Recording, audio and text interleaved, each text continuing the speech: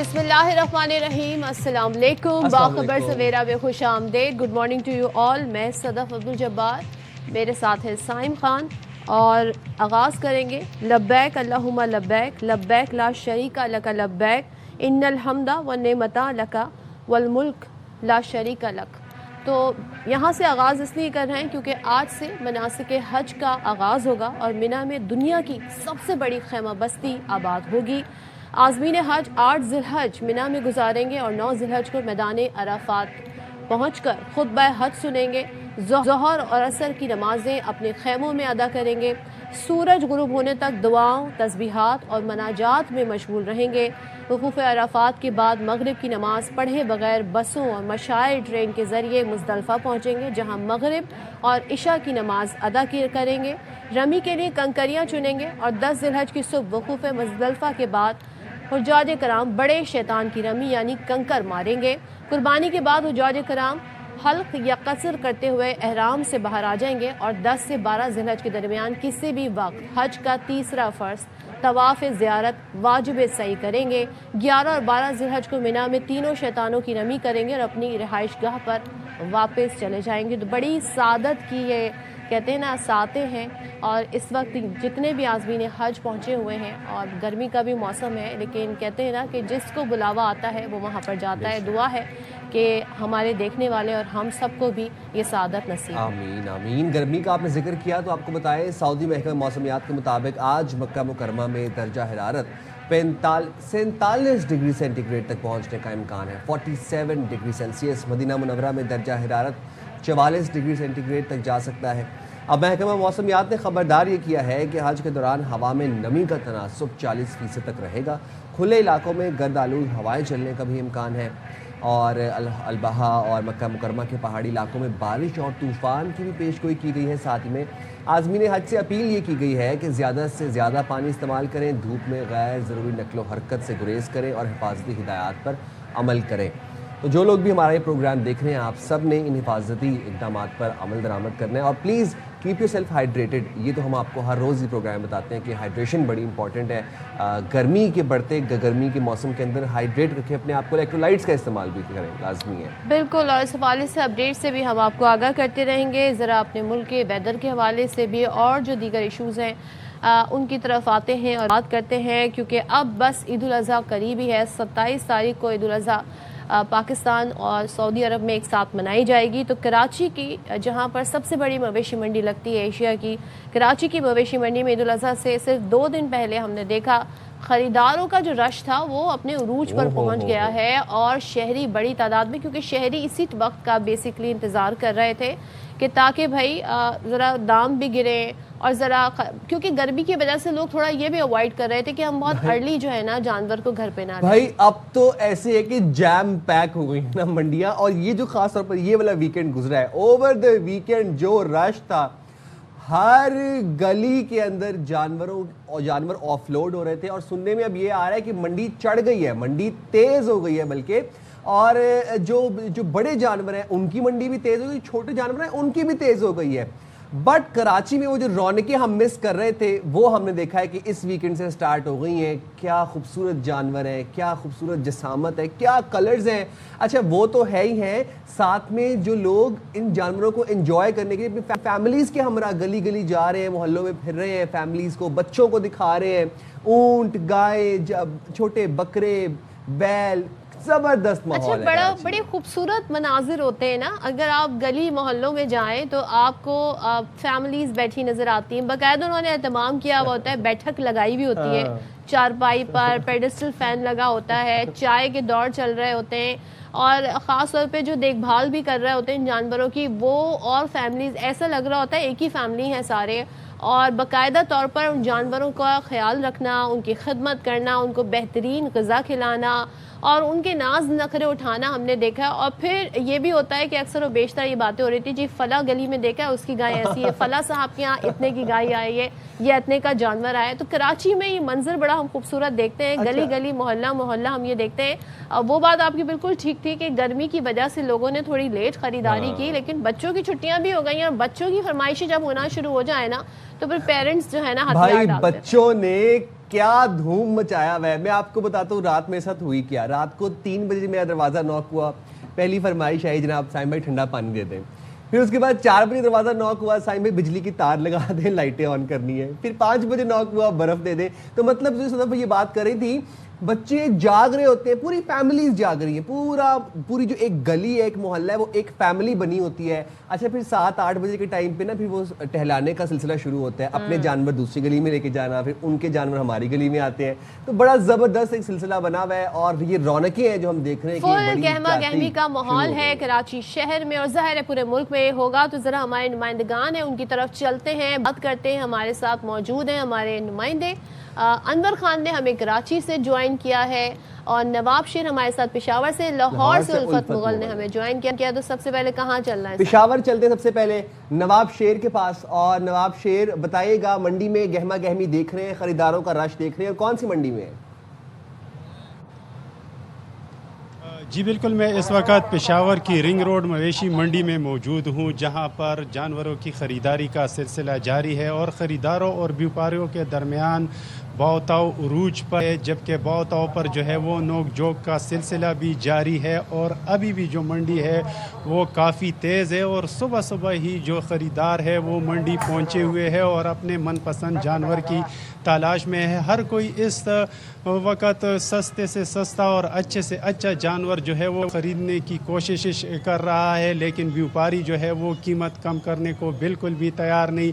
اور شہریوں کا یہی خیال تھا کہ آخری دنوں میں جو ہے وہ ریٹ کم ہو جائے گا, لیکن ابھی تک جو ہے وہ منڈی کافی تیز ہے, اور بیوپاریوں کی جانب سے جو ہے وہ ریٹ کم نہیں کیا جا رہا. خریدار تھوڑے سے کم نظر آ رہے ہیں, لیکن پھر بھی جو ہے وہ پشاور کی منڈیوں میں کافی گہما گہمی دیکھنے میں نظر آئی ہے. پچھلے سال جو بیل 2.5 لاکھ کا فروخت ہو رہا تھا, اب ان کی قیمت جو ہے وہ 3.5 لاکھ اور 4 لاکھ روپے تک پہنچ چکی ہے. تو یہی وجہ ہے کہ خریدار تھوڑے سے کم نظر آ رہے ہیں, اور بیوپاریوں کا بھی یہی کہنا ہے کہ مہنگائی کافی زیادہ ہو چکی ہے, جبکہ ان کے چارے کا ریٹ بھی جو ہے وہ کافی بڑھ چکے ہیں, اور دیگر اخراجات بھی جو ہے وہ کافی زیادہ ہو چکے ہیں. تو یہی وجہ ہے کہ بیوپاری بھی جو ہے وہ ریٹ کم کرنے کو تیار نہیں ہے.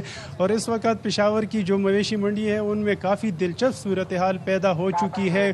زیادہ تر جو مویشی ہے وہ فروخت ہو چکے ہیں, اور کم تر جو مویشی ہے وہ رہ گئے ہیں. زیادہ تر لوگوں کا خیال یہی تھا کہ آخری دنوں میں اور آخری وقت میں جو ہے وہ قیمتیں کم ہو جائے گی, اور وہ پھر جو ہے وہ جانور خرید لیں گے, لیکن اب جو ہے وہ ان کی قیمتیں مزید جو ہے وہ تیز ہو چکی ہے, اور خریدار جو ہے وہ کافی مایوسی کے ساتھ ان کو واپس لوٹنا پڑ رہا ہے. لیکن کچھ خریدار ایسے بھی ہیں جو ان کا کہنا ہے کہ ہر حال میں جو ہے انہوں نے جانور لینا ہے, کیونکہ جو بچے ہیں وہ کافی ضد کر رہے ہیں. ابھی بھی ہمارے کچھ خریداروں سے بات ہوئی ہے تو ان لوگوں کا یہی کہنا ہے کہ بچے جو ہے وہ کافی ضد کر رہے ہیں, اور ان لوگوں نے ہمیں تنگ کر رکھا ہے کہ اب تو صرف کچھ ہی دن رہ گئے ہیں تو جانور لے کے آؤ. تو یہی وجہ ہے کہ بعض خریدار جو ہے وہ مہنگے داموں جانور خرید رہے ہیں. اور اس وقت پشاور کی جو منڈیاں ہیں وہ کافی دلچسپ صورتحال وہاں پر جاری ہے, اور خریداروں اور بیوپاریوں کے درمیان جو ہے وہ ریٹ پر کافی نوک جھوک بھی جاری ہے. اگر بکرے اور دمبوں کی بات کی جائے تو ان کی قیمتیں بھی کافی زیادہ ہے, اور دمبا جو ہے وہ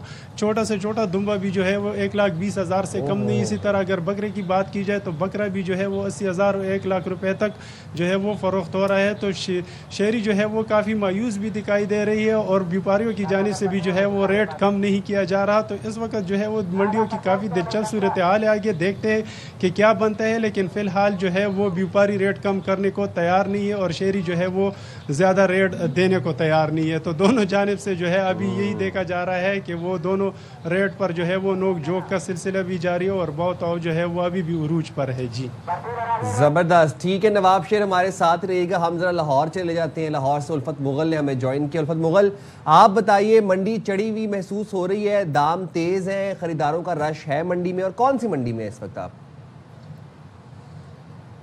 سائم بہت شکریہ. لاہور کی یہ سب سے بڑی منڈی ہے, شاہپور کانجرا.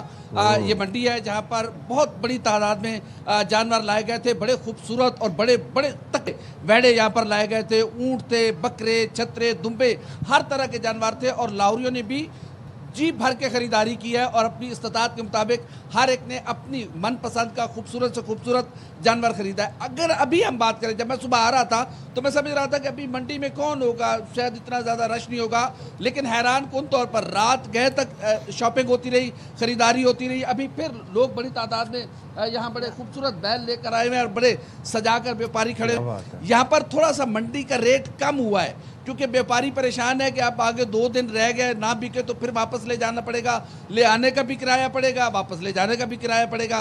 तो अब जो खरीदार हैं उनकी भी कोशिश है कि अगर कहीं हम अब भी रह गए तो फिर कहीं ऐसा ना हो कि ईद वाले दिन खरीदना पड़े तो फिर मजीद जानवर महंगे हो जाएंगे। बड़े महंगे महंगे 2-2 करोड़ रुपए यहाँ पर जानवरों के मांगे गए। तो मैं एक दिन आया तो मैंने पूछा कि इसकी कितनी कीमत है, उन्होंने कहा जी 2 करोड़ रुपए। तो मैंने सोचा कि मैं भी बैल पाल लूँ, लेकिन जब देखा कि इनका बड़ा मुश्किल काम है, व्यापारी बेचारा रुल जाता है इन जानवरों के साथ, तो फिर बड़ा मुश्किल काम है। मैंने ये अपना इरादा तर्क कर दिया, लेकिन बड़े ज़बरदस्त यहाँ पर बैल लाए गए और इस वक्त भी मंडी में बड़ी गहमा गहमी है। लोग अपनी मर्ज़ी के मुताबिक और अपनी इस्तात के मुताबिक ख़रीद रहे हैं। भाव तो चल रहा है, व्यापारी परेशान है कि उनको उनकी कीमत नहीं मिल रही। अच्छा, ये जो आपके पीछे जानवर खड़ा है उल्फत, हम देख रहे हैं बड़ा खूबसूरत सा, इसको अगर हम पंजाबी में कहें तो ये चित्रा मित्रा इसको जानवर कहते हैं, ब्लैक एंड वाइट कलर का। नहीं, जो पीछे आपके खड़ा है ये, इसका रेट बताइएगा, क्या रेट है इसका, ब्लैक एंड वाइट का भी, और ये जो गालिबन ब्राउन वाला है आपके साथ, इसका भी रेट बताइएगा। मैं दोनों व्यापारी, अस्सलाम वालेकुम, की हाल है जी? अल्हम्दुलिल्लाह ठीक कि की इनू की खावंदे ओ की पालिया, किन्ने दा है ਇਹ ਜਨਾਬ 50 ਲੱਖ ਰੁਪਏ ਦਾ ਇਸ ਟਾਈਮ ਇਹਦੇ 15 ਲੱਖ ਰੁਪਏ ਮੁੱਲ ਨਹੀਂ ਲੱਗਦਾ ਪਿਆ अच्छा, मुनासिब मंगो ना, 50 लाख कितने 15 लाख ਤੇ ਅਸੀਂ ਹੁਣ ਇਹਦਾ 15 ਲੱਖ ਰੁਪਇਆ ਮੁੱਲ ਮੰਗਨੇ ਪਏ ਤਾਂ ਫਿਰ ਨਹੀਂ ਲੱਗਾ कितने दा देना, एंड कितना दा? ਐਂਡ ਅਸੀਂ 12 ਲੱਖ ਰੁਪਏ ਦਾ ਦੇਸਾਂ 50 लाख रुपए मांगा, फिर 15 पे, और आप कह रहे हैं कि 12 लाख। व्यापारी भी थोड़ा ज्यादा रेट मांगता है। असल में साइम ये है कि जो देहातों से आते हैं उनको कहते हैं कि शहरी बाबू है, इनको क्या पता, और शहरी जो है वो कहते हैं ये पेंडू है, इनको क्या पता। तो ये इनका मुकाबला चलता रहता है। अस्सलाम वालेकुम। वालेकुम सलाम। माशाल्लाह बड़ा खूबसूरत बैल है आपका। हाँ जी। कितने लगे हैं और आप कितने मांग रहे हैं, कितने तक दे देंगे आप? 10 मांग रहे हैं, 2.5 लाख रहा है। आप 10 मांग रहे हैं और 2.5 लाख लगता है, 2.5 लाख मांग रहे हैं। तो आपने देना कितने का, जो आपको भी मुनासिब मिले और किसी की अच्छी कुर्बानी भी हो? 7 का। 7 लाख का। देखिए साहब, अब मैं 7 लाख तक तो ले आया हूँ। अब जाहिर है जिन्होंने खरीदना है, ये भी लोग भी ज्यादती करते हैं कि वो 10 लाख मांग रहे हैं लेकिन 2.5 लाख इसका लगता है। तो ये व्यापारी भी परेशान है। जाहिर है पूरा दिन इन्हें जानवरों के साथ घूमना पड़ता है। और मंडी में अब चूंकि बैल इसलिए घुमाए जाते हैं कि व्यापारियों का कहना है कि वो अपने पाँव की मट्टी छोड़ते हैं, अगली जगह जाए, शायद उनका ग्राहक वहाँ पे खड़ा होगा, तो पूरा दिन यही उनका घूमते रहते हैं। बाज़ों का ऐसा होता है कि जब वो लेके आते हैं तो कोई ग्राहक आता है, उसको बैल अच्छा लगता है, वो लेके चला जाता है। ये बैल इंतज़ार में है और लोग इस वक्त बड़ी तादाद में मंडी का रुख भी कर रहे हैं, तो ख़रीदारी भी चल रही है। व्यापारी भी परेशान है और जिन्होंने अभी तक बैल या बकरे नहीं लिए वो भी परेशान है, क्योंकि आगे अब बच्चे तंग कर रहे हैं कि ज़ाहिर है बच्चों ने उसको घुमाना होता है, मोहल्ले में घुमाना होता है। बच्चों के पास अब दिन बहुत कम है, तो अब बस पेरेंट्स जो हैं फरमाइशें पूरी करना शुरू कर दें, और वो हमने देखा कि हो भी रही हैं। अंदर की तरफ चलते हैं कराची, और कराची में क्या सूरत हाल है जानते हैं। अंदर बताइएगा, बड़ी खबरें आई कि वीकेंड पर बड़ी खरीदारी हुई है, तो हमें बताइएगा कि क्या दाम नीचे आए या बच्चों की छुट्टियां हो गई या उन्होंने फरमाइशें की, वजूहात क्या हैं? देखिए, कराची के अंदर इंफरादी इज्तिमाई तौर पर सबसे बड़ी कुर्बानी कराची के अंदर की जाती है। अब कराची के अंदर सूरत हाल अक्सर मुख्तलिफ होती है मुल्क के दीगर हिस्सों के मुकाबले के अंदर। कराची के अंदर जो शॉपिंग का तरीक़ाकार है, यानी जो परचेज़ करने के लोग आते सरे शाम आते हैं और रात गए तक मंडी के अंदर रहते हैं। इस वक्त कराची की मरकज़ी मंडी समेत शहर के अंदर वाक़ 9 जो मवेशी मंडियाँ हैं उसके अंदर बेशतर तादाद के अंदर, यानी आप ये कह सकते हैं कि 80 से 85% जानवर मुकम्मल तौर पर फ़रोख्त किए जा चुके हैं। अब मंडी की बात करेंगे तो मंडियाँ अब आपको वीरान नज़र आएंगी। कराची के हज़ारों गली मोहल्ले इस वक्त आबाद हैं। ये तमाम के तमाम जानवर जो कि अनवा अक़साम के थे, वो तमाम के तमाम जानवर अब कराची के मुख्तलिफ रिहायशी इलाकों के अंदर हैं। कराची के अंदर आपको मल्टी चॉइस बहुत ज़्यादा होती है। इसके अंदर आप 15 लाख से लेकर 55 लाख और 55 लाख से लेकर 60 लाख तक के बासानी बड़े बैल भी खरीद सकते हैं। वो अफराद जो साहिब इस्तात होते हैं, इसके साथ साथ वो अफराद के जिनको 1 से 1.5 लाख, 2 से 2.5 लाख के मुनासिब जानवर की ज़रूरत होती है, वो भी इनको बासानी मिल जाते हैं। मैं इस वक्त शाहरा फैसल से मुतसिल FTC मवेशी मंडी के अंदर मौजूद हूँ। पहले दिन जब यहाँ पे आए थे तो बहुत बड़ी तादाद के अंदर जानवर मौजूद थे। अब तक कमोबेश तमाम जानवर इस मंडी के फ़रोख्त किए जा चुके हैं। अलबत्ता अभी बाद जानवर ऐसे हैं कि जिनकी कीमतें 8 से 9 लाख रुपए हैं और मुनासिब कीमत के ऊपर गाय, भैंस और बछिया بھی यहाँ पर दस्तियाब है, जिनकी कीमत 1.5 से 2 लाख रुपए के दरमियान है। कराची के अंदर सूरत हाल ये होती है कि बड़ी तादाद से मुल्क से बाहर से व्यापारी आते हैं और उनकी कोशिश ये होती है कि वो हर सूरत के अंदर इन तमाम के तमाम जानवरों को फरोख्त करके जाएं, क्योंकि वापसी के ऊपर खासा उनके ऊपर खर्चात आ जाते हैं। तो कराची के जो मुकामी व्यापारी होते हैं वो अब इस वक्त मंडियों में आना शुरू हो चुके हैं और अब वक्त है कराची के मुकामी व्यापारियों का। और कराची के शहरियों की एक बड़ी तादाद वो भी है, लेकिन बड़ी मुख्तसर सी, जो ईद उल अज़हा की नमाज की अदायगी के बाद मंडियों का रुख करती है और वहाँ से जानवर खरीदती है। और ईद उल अज़हा के पहले दिन भी बाद मवेशी मंडियों के अंदर कुर्बानी के जानवर फरोख्त किए जाते हैं, उनकी कीमतें इंतहाई कम तरीन सतह के ऊपर आ जाती हैं। तो कराची के अंदर अगर बात की जाएगी तो मंडी इस वक्त तेज़ नहीं है, मंडी बिल्कुल नॉर्मल है और बासानी लोग अपनी पसंदीदा जानवर खरीद सकते हैं। अलबत्ता कराची की मुख्तलिफ मवेशी मंडियों से बड़ी तादाद के अंदर, लाखों की तादाद के अंदर जानवर इस वक्त कराची के मुख्तलिफ इलाकों के अंदर मुंतकिल किए जा चुके हैं, जहाँ पर लोगों की खिदमत कर रहे हैं। सुन्नत इब्राहिमी की अदायगी के अंदर 2 दिन बाकी रह गए हैं, तो अब लोगों की बड़ी कोशिश ये है कि वो जानवर जो कुर्बानी के लिए घरों के ऊपर लाएं, बस अब वो ले लें। और क्योंकि 2 दिन रह गए, टाइम बहुत कम है और मुकाबला बहुत सख्त है। बहुत शुक्रिया नवाब शेर, अनवर खान और उल्फत मुगल, आपका भी। आप लोग हमें सूरत हाल से अपडेट कर रहे थे मंडियों की। अच्छा, मैंने इस दफ़ा एक और चीज़ नोटिस की है, ख़ास तौर पर अगर हम ये अपने ज़रा नाज़िमाबाद वाले इलाके की बात करें ना, ख़वातीन का रुझान मैंने देखा है इस दफ़ा मवेशियों में बड़ा ज़बरदस्त किस्म का मैंने वो पाया है। और 8-9 बजे हम देखते हैं ख़वातीन, हमारी बहनें बेटियां छोटी छोटी टहला रही होती हैं बड़े बड़े मवेशियों को। भाई टहलाने के साथ साथ जिस तरीके से वो चारा उनका बना रही हैं, खाना बना रही हैं, उनको खिला रही हैं, जबरदस्त। भाई बड़ी खुशी होती है देख के। भाई बड़ा जबरदस्त एक टाइम था ना कि वो ख़वातीन जो थी वो थोड़ा डरती थी जानवरों से और वो इतना करीब नहीं जाती थी। अब तो बाकायदा इतने बड़े बड़े बैल टहला रही होती है और बड़ा अच्छा रेसें भी लगा रही होती हैं भाई। अच्छा, रेसों को तो वैसे हम आपको रेकमेंड नहीं करेंगे, लेकिन आप उनको टहलाएं, घुमाएं फिराएं। तो ज़रा ईद की जब आमद है तो शहर की गलियां, बाजार कुर्बानी के जानवरों और चारे के स्टॉल से सज गए हैं। अब जैसे कि आपने ख़वातीन का भी नाम लिया, वो भी, बच्चे भी सुन्नत इब्राहिमी की तैयारियों में बढ़ चढ़ कर हिस्सा लेते नजर आ रहे हैं। तो इशरत खान हमें मज़ीद बता रही हैं। गोल गोल चलता तेज धार ये व्हील आजकल हर गली, मोहल्लों और चौराहे पर नजर आएगा। ईद कुर्बान आते ही सब्ज चारे, भूसा, जंतर और दीगर लवाजमात के आर्जी स्टॉल सज गए।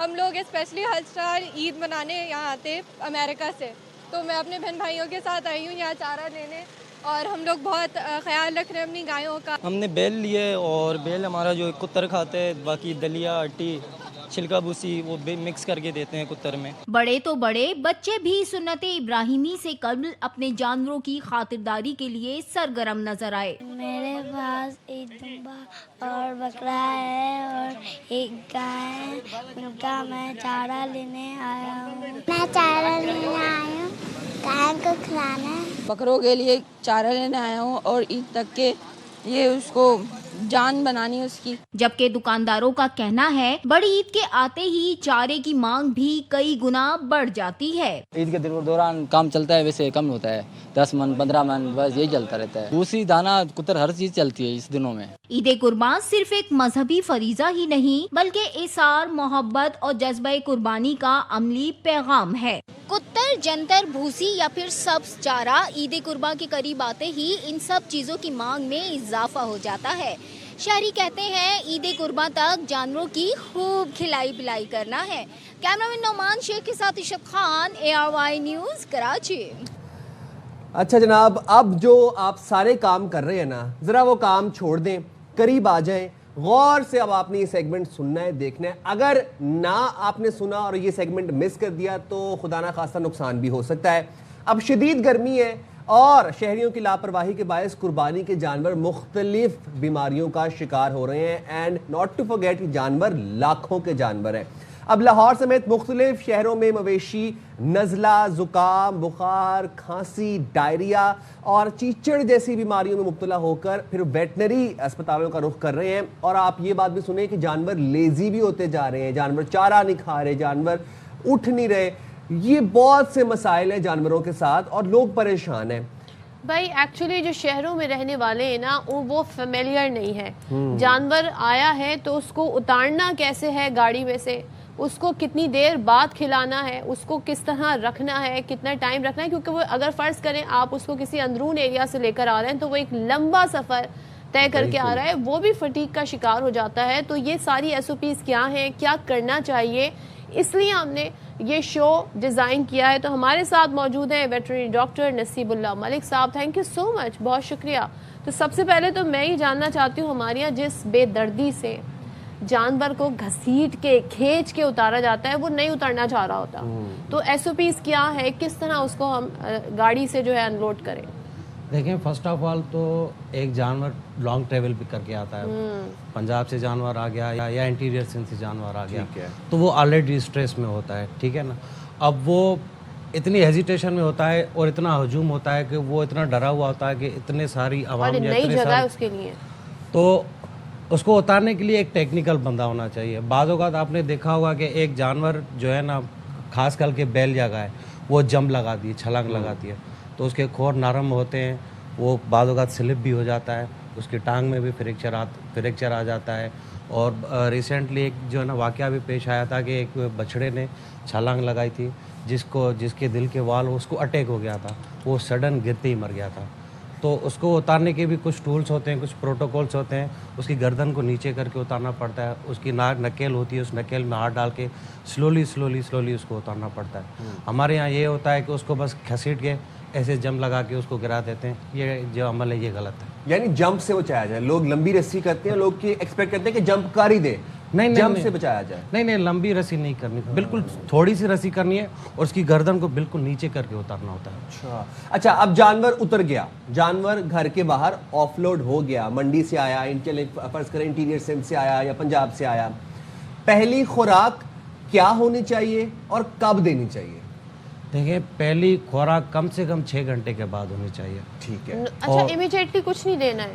دیکھیں جانور جب آپ کا ان لوڈ ہو گیا, جانور جیسے ہی اترا نا, تو اس کو رفے جس کو توڑی بولتے ہیں, صرف اس کو توڑی دینی چاہیے, نہ کوئی اس کو پانی پلانے کے لیے پانی دینا چاہیے, نہ اس کو منڈا دینا چاہیے. پانی کیوں اتنا ہارمفل ہو سکتا ہے؟ دیکھیں وہ آلریڈی اسٹریس میں ہوتا ہے, اس کو باڈی ٹیمپریچر بھی ہوتا ہے, اور اس کو مسلس پین بھی ہوتا ہے, اور بون فیور بھی ہوتا ہے لانگ ٹریولنگ کی وجہ سے.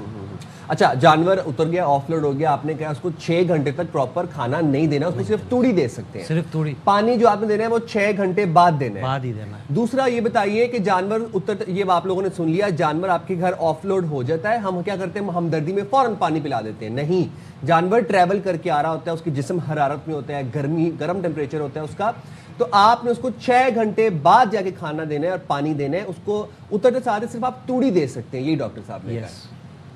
ڈن. اچھا, اور اکثر و بیشتر ہم دیکھتے ہیں گرمی ہے, گرمی سے آیا تو اس کو نہلا دو, فوراً سے پائپ لاتے ہیں جی, اس پہ پانی پھینکنا شروع کر دیتے ہیں. یہ ٹھیک ہے کہ غلط ہے؟ نہیں, غلط ہے. میں نے کل رات کو ایک کیس ہینڈل کیا تھا کہ جانور اترا ہے اور اس نے دیکھا ہے کہ بھائی یہ تھوڑا میلا لگ رہا ہے, اس نے سڈن اس کو نہلانا شروع کر دیا. آفٹر 2 آورس کے بعد جو ہے نا وہ فیور میں آ گیا, اور اس کے بعد وہ نمونیا میں آ گیا, وہ اسٹریس میں چلا گیا, اور وہ بالکل ریسٹنیس میں چلا گیا. پھر اس کی 3 گھنٹے اس کی ٹریٹمنٹ کرنے کے بعد وہ تھوڑا سا اسٹیبل ہوا اور وہ کھڑا ہوا. وہ اسٹل ابھی بھی جو ہے نا فیور میں, جس کو 8 گھنٹے کے بعد میں نے ڈوز ریپیٹ کرنا ہے. تو کب نہلایا جائے؟ کم سے کم 12 گھنٹے کے بعد, تاکہ وہ اس انوائرمنٹ کو ایکسیپٹ کر سکے, وہ اس کا اسٹریس ختم ہو جائے, وہ اس انوائرمنٹ کو قبول کر لے, اپنے آپ کو بولے کہ بھائی میں ابھی سیفلی ہوں. کیونکہ ان کے بھی جو ہے نا سینس ہوتے ہیں. اگر آپ کوئی بھی جانور دیکھو گے, آپ فرسٹ ٹائم جاؤ گے نا, تو جانور آپ کو ایسا لگے گا کہ جانور آپ سے لڑنے کے لیے آ رہا ہے, پر جانور لڑنے کے لیے نہیں آتا, اس کو بھی سینس ہے. وہ ہو سکتا ہے کہ بعضوں کا وہ سمجھتا ہے کہ بھائی یہ مجھ سے ہمدردی دکھانے آ رہا ہے, وہ پیار کرنے آ رہا ہے. کون لوگ ہیں, کیسے ہیں, پہلی دفعہ آئے نا نئی جگہ, ایون کہ ہم پودوں کو پانی بھی ٹھنڈے ٹائم میں دیتے ہیں, تپتی دھوپ میں نہیں دے رہے ہوتے. تو جانوروں کو پانی جو ہے وہ کس اوقات میں دینا چاہیے؟ کراچی میں تو 5 بجے تک گرمی ہے, سورج چمک رہا ہے یہاں پہ, تو پانی پھر کب دیں لاتے ہیں؟ شام کے اوقات میں. دیکھیں جب پہلا ونڈا ہو جاتا ہے نا, صبح کو 5 بجے 4 بجے یا 3 بجے پہلا ونڈا ہو گیا, اس کے بعد اس کو پانی آپ نے دے دیا, ٹھیک ہے. اگر زیادہ جیسے لاسٹ ویک میں ہیٹ اسٹروک ویو زیادہ چل رہے تھے, تو اس میں گلوکوز اور ORS ٹب میں ڈال کر آپ وہ 2nd ٹائم دے سکتے ہیں. اور جو تیسرا پانی ہوگا نا آپ کا, وہ شام کو 4 بجے کے ونڈے کے بعد ہی ہوگا.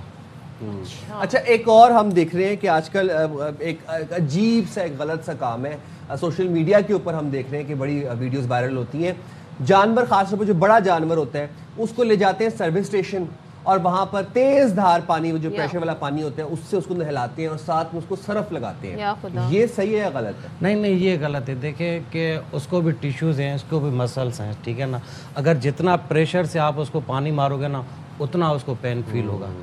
پروٹوکول یہ ہوتا ہے کہ نارمل طریقے سے اس کو پانی لگانا ہوتا ہے اور جو ہے نا اس کو شیمپو لگانا ہوتا ہے, ہاتھ سے رب کرنا ہوتا ہے, اس کے بعد وہ شیمپو والا پانی اتارنا پڑتا ہے. پریشر سے اس کو پین فیل ہوتا ہے, اس کے ٹیشوز جو ہے نا وہ جو ہے نا اسٹریف ہو جاتے ہیں, سکڑ جاتے ہیں. ایک اور بھی ہم دیکھتے ہیں کہ منہ کھر کی بیماری میں لوگ کیا کرتے ہیں, خاص طور پر کوئی پٹرول ڈال دیتا ہے, کالا تیل ڈال دیتا ہے, کوئی پٹرول ڈال دیتے, نسوار بھی لگا دیتے ہیں, مٹی کا تیل ڈال دیتے ہیں. یہ کیا, اس کا کیا حل ہے اور یہ ہونا چاہیے؟ ماشاءاللہ that's what a good option. آپ نے اچھا سوال پوچھا. اس وقت کراچی میں جو سب سے زیادہ وائرل چل رہا ہے نا, ایک FMD جس کو منہ کھور بولتے ہیں, اور سیکنڈ جو چل رہی ہے وہ نمونیا چل رہی ہے. نمونیا جو ہے آپ کا جانور, جب آپ ہماری کراچی کی عوام کو تو میں پہلے معصومانہ سا ایک عرض کروں گا کہ اگر آپ جانور اتار رہے ہیں نا تو کم سے کم آپ اس جانور کی ایک اسپیسیفک اسپیس ہوتی ہے نا, وہ ایسی جگہ رکھیں جہاں اس کو پراپر وینٹیلیشن بھی ملے, جہاں پہ اس کو ہوا بھی ملے. اب وہ ایک کنجسٹڈ ایریا میں جو ہے نا باندھا ہوا ہے, تو نمونیا کے کیسز بہت سارے شو ہوئے ہیں اس مرتبہ کراچی میں. اور سیکنڈ لاسٹ یہ ہے کہ منڈی کا جانور جو بھی آ رہا ہے نا اس میں نمونیا لازمی ہو رہا ہے. اچھا جی, منڈی کے مال میں نمونیا لازمی ہے. اچھا ڈاکٹر صاحب ایک چیز اور بتائیے کہ کھانے کے اوقات کار کیا ہیں, کیونکہ ہم تو مسلسل اس کے آگے چارہ رکھتے تھے, اب وہ کھانا ہی چھوڑ دیتا ہے, پھر ہم پریشان ہی ہوتے ہیں تو کچھ کھا ہی نہیں رہا ہے. تو کیا کھانا اسی وقت رکھیں جب اس کا پراپر کھانے کا ٹائم ہے؟ دیکھیں کھانا صرف 2 ہی ٹائم ہوتا ہے, 24 آورس. جیسے ایسے کہ ہمارے سامنے کسی نے بوفے رکھ دیا اور ہماری جتنی لمٹ ہوگی ہو جائیں گے ہم تو. بالکل, ونڈا صرف 2 ٹائم کا ہوتا ہے, ایک صبح کے ٹائم کا ہوتا ہے, ایک شام کے ٹائم کا ہوتا ہے, اور وہ اچھے سے انٹیک بھی کر لے گا اور وہ اچھے سے کھا بھی لے گا. اگر آپ کنٹینیوسلی اس کو کھلاؤ گے نا تو وہ کھانا چھوڑ دے گا, پھر آپ کو اور پریشانی ہو جائے گی کہ بھائی میرا جانور کھا نہیں رہا, اور آپ بھی پریشان ہوگے, جانور بھی تھوڑا سا پریشان ہوگا. تو ونڈا صرف 2 ٹائم ہی دیں, ایک صبح کو 5 بجے دیں یا 4 بجے دیں یا 6 بجے دیں, اور سیکنڈ ٹائم کا جو ونڈا ہے وہ آپ 3 سے لے کر 5 کے درمیان دیتے ہیں. پر اس وقت جو ویدر چل رہا ہے نا, تو آپ 2 سے 3 کے بیچ میں جانور کو نہلا دیں, شاور دے دیں ان کو, پھر اس کو گھنٹے 1.5 کے لیے دھوپ پہ کھڑا کر دیں. اس کے بعد اس کو ونڈا بنا کے اس ونڈے والی جگہ پہ لے آئیں گے. ونڈے کے علاوہ لوگ تربوز بھی دے رہے ہیں, پھل بھی دے رہے ہیں, نہ جانے کیا کیا کھلا رہے ہیں شوق میں. دیکھیں وہ بوتلیں پلا رہے ہیں, فزی ڈرنکس. دیکھیں یہ تو اب کراچی کی عوام کا ماشاءاللہ بہت بڑا شوق ہے. بعض اوقات ہم نے دیکھا وہ ڈرائی فروٹ بھی کھلاتے ہیں, تو فروٹ وغیرہ ہارمفل نہیں ہے, بشرط یہ ہے کہ فروٹ جو ہے نا فریش ہو اور تازہ ہو, رکھا ہوا نہیں ہو, کیڑے وغیرہ آنا نہیں ہے نا, تو فروٹ آپ کھلا سکتے ہیں. اچھا یہ تو ہو گئی نا بڑے مویشیوں کی بات. اب ذرا بات کر لیتے ہیں چھوٹے بکروں کی, بھیڑ کی, دمبوں کی. ان کی ٹیک کیئر کیسے رکھی جائے, ان کے اوقات کار کیا ہوتے ہیں کھانے کے, اور یہ اگر ان کو بھی سیم یہی اسی ٹائم نہلانا چاہیے, ان کی کیا پروٹوکولز ہیں؟ سیم ہی ہوتا ہے, چاہے آپ کا لارج اینیمل ہو یا اسمال اینیمل ہو, پروٹوکول دونوں کے لیے سیم ہی ہوتا ہے. ٹھیک ہے. اور کھانا دیکھیں آپ ان میں ونڈا دے رہے ہو, اس میں آپ مکس دانہ دے سکتے ہیں. اس میں میز ہوتی ہے, گندم ہوتی ہے, چھلکا ہوتا ہے, اور چنا ہٹی ہوتی ہے. وہ ایک مکس کر کے مکسچر آئی تھنک دکانوں پہ بھی مل جاتا ہے, اس کو صرف وہ دینا ہے. اور اس کے بعد جنتر جو گرین فاڈر جس کو ہم بولتے ہیں نا, تو ایک جنتر ہوتی ہے, وہ ان کو آپ دے دیں گے تو وہ سکون سے کھا لے گا. اور بکریوں کو تو نہ ہی نہلائیں, بکری تو ویسے ہی بڑی سینسٹیو ہوتی ہے. تو ہاں, بکری کو تو نہیں نہلائیں, کیونکہ یہ اس وقت کا جو کراچی کا ٹیمپریچر ہے نا, وہ تو بہت ہی آکورڈ ہے جانوروں کے لیے. اچھا روٹی بھی کھلا رہے ہیں بچے گھر سے لا کے, روٹی پراٹھے, تو اس کے بارے میں بھی بتا دیں, نہیں کھلانی چاہیے کہ نہیں کھلانی چاہیے؟ دیکھیں روٹی آپ کھلا سکتے ہیں, پر اس کا بھی ایک پروٹوکول یہ ہے کہ آپ روٹی جب کھلائیں نا, کم سے کم 2 سے 3 گھنٹے نا اس کو پانی میں بھگو کے رکھنا ہے. اچھا گیلی روٹی کھلائیں؟ گیلی, پھر اس کو جو ہے نا اس کو نکال کر اس کو تھوڑی دیر کے لیے جو ہے نا ہوا لگنے دے, پھر وہ ونڈے میں مکس کر کے آپ کھلا سکتے ہیں. جی, باسی روٹی نہ کھلائیے گا پلیز. باسی روٹی بالکل نہ کھلائیے گا جانور کو. دوسرا ہم یہ دیکھتے ہیں کراچی میں, کیونکہ اب لوگوں کا شوق ہے اور بڑے پیمانے پر لوگوں کا شوق ہے, کافی شوقین ہیں لوگ, تو جو جانور نہیں کھا رہا ہوتا اس کو ہری مرچیں اور وہ گڑ کا وہ بنا کے اوپر تیل تھوڑا سا ڈال کے اس کے منہ میں زبردستی ٹھونس دیتے ہیں. یہ کرنا چاہیے, اس طرح کے ٹوٹکے آزمانے چاہیے جانور کے ساتھ؟ دیکھیں یہ ایک جو ہے نا, پہلے تو اس کو دیکھنا چاہیے کہ آیا اس کو ٹیمپریچر تو نہیں ہے. کچھ جانور ایسے ہوتے ہیں کہ ٹیمپریچر کی وجہ سے بھی کھانا چھوڑ دیتے ہیں, تو اس میں ٹریٹمنٹ کرنی پڑتی ہے. اور کچھ جانور ایسے ہوتے ہیں جو نیچرلی ہوتے ہیں, اپنی مرضی سے کھاتے ہیں, منہ لگایا کھایا پھر چھوڑ دیا. اس میں یہ پروٹوکول ہوتا ہے, اس کو ہم مسالہ بولتے ہیں, ہماری فیلڈ میں اس کو مسالہ بولتے ہیں.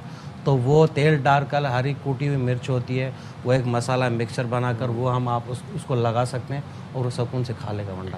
اچھا, کچھ جانور بہت چھینک رہے ہوتے ہیں, پھر انہیں اکثر ٹیمپریچر بھی ہوا ہوتا ہے, لوگ گولی دے دیتے ہیں.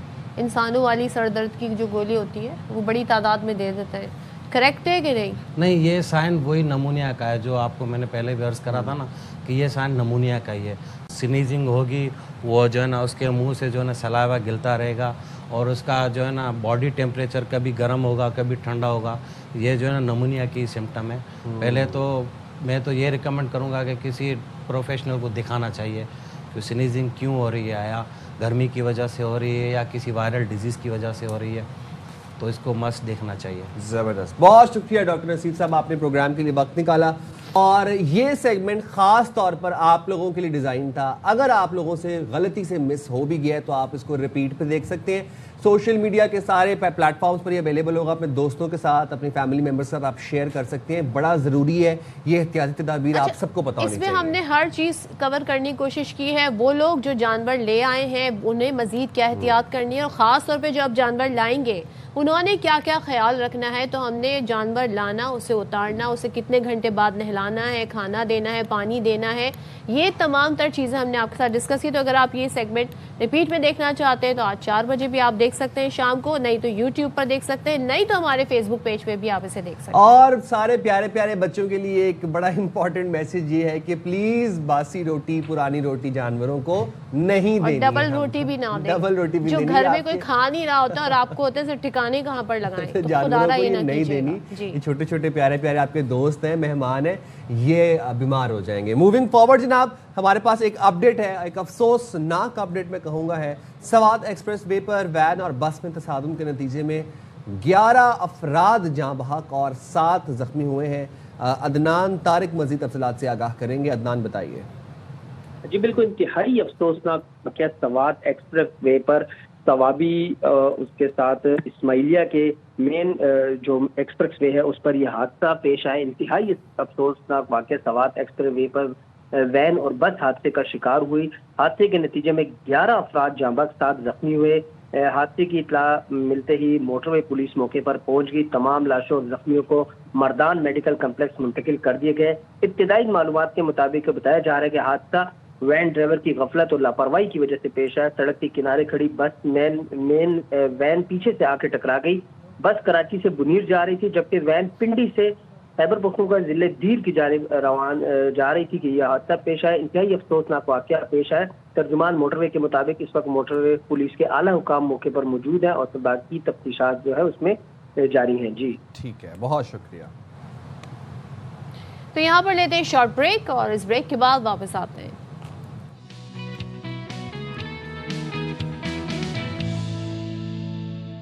Welcome back once again. اور کل الجزیرہ پر میں دیکھ رہی تھی کہ 3 سال ہو گئے ہیں فلسطین سے کوئی بھی حج کے لیے نہیں جا سکا ہے. گو کہ انہوں نے اپلائی کیا, لیکن کیونکہ بارڈر کلوزڈ ہے اور الاؤ نہیں کرتے وہاں سے گزرنے کے لیے, تو بہت سارے ایسے لوگ ہیں جو جانا چاہتے ہیں لیکن نہیں جا پا رہے ہیں. اب آپ سوچیں جب بارڈر کلوز ہیں تو پھر نہ کھانے کی آمد و رفت ہو رہی ہے, نہ کہیں آنا جانا ہو رہا ہے, تو امدادی سرگرمیاں پہنچائی کیسے جائیں.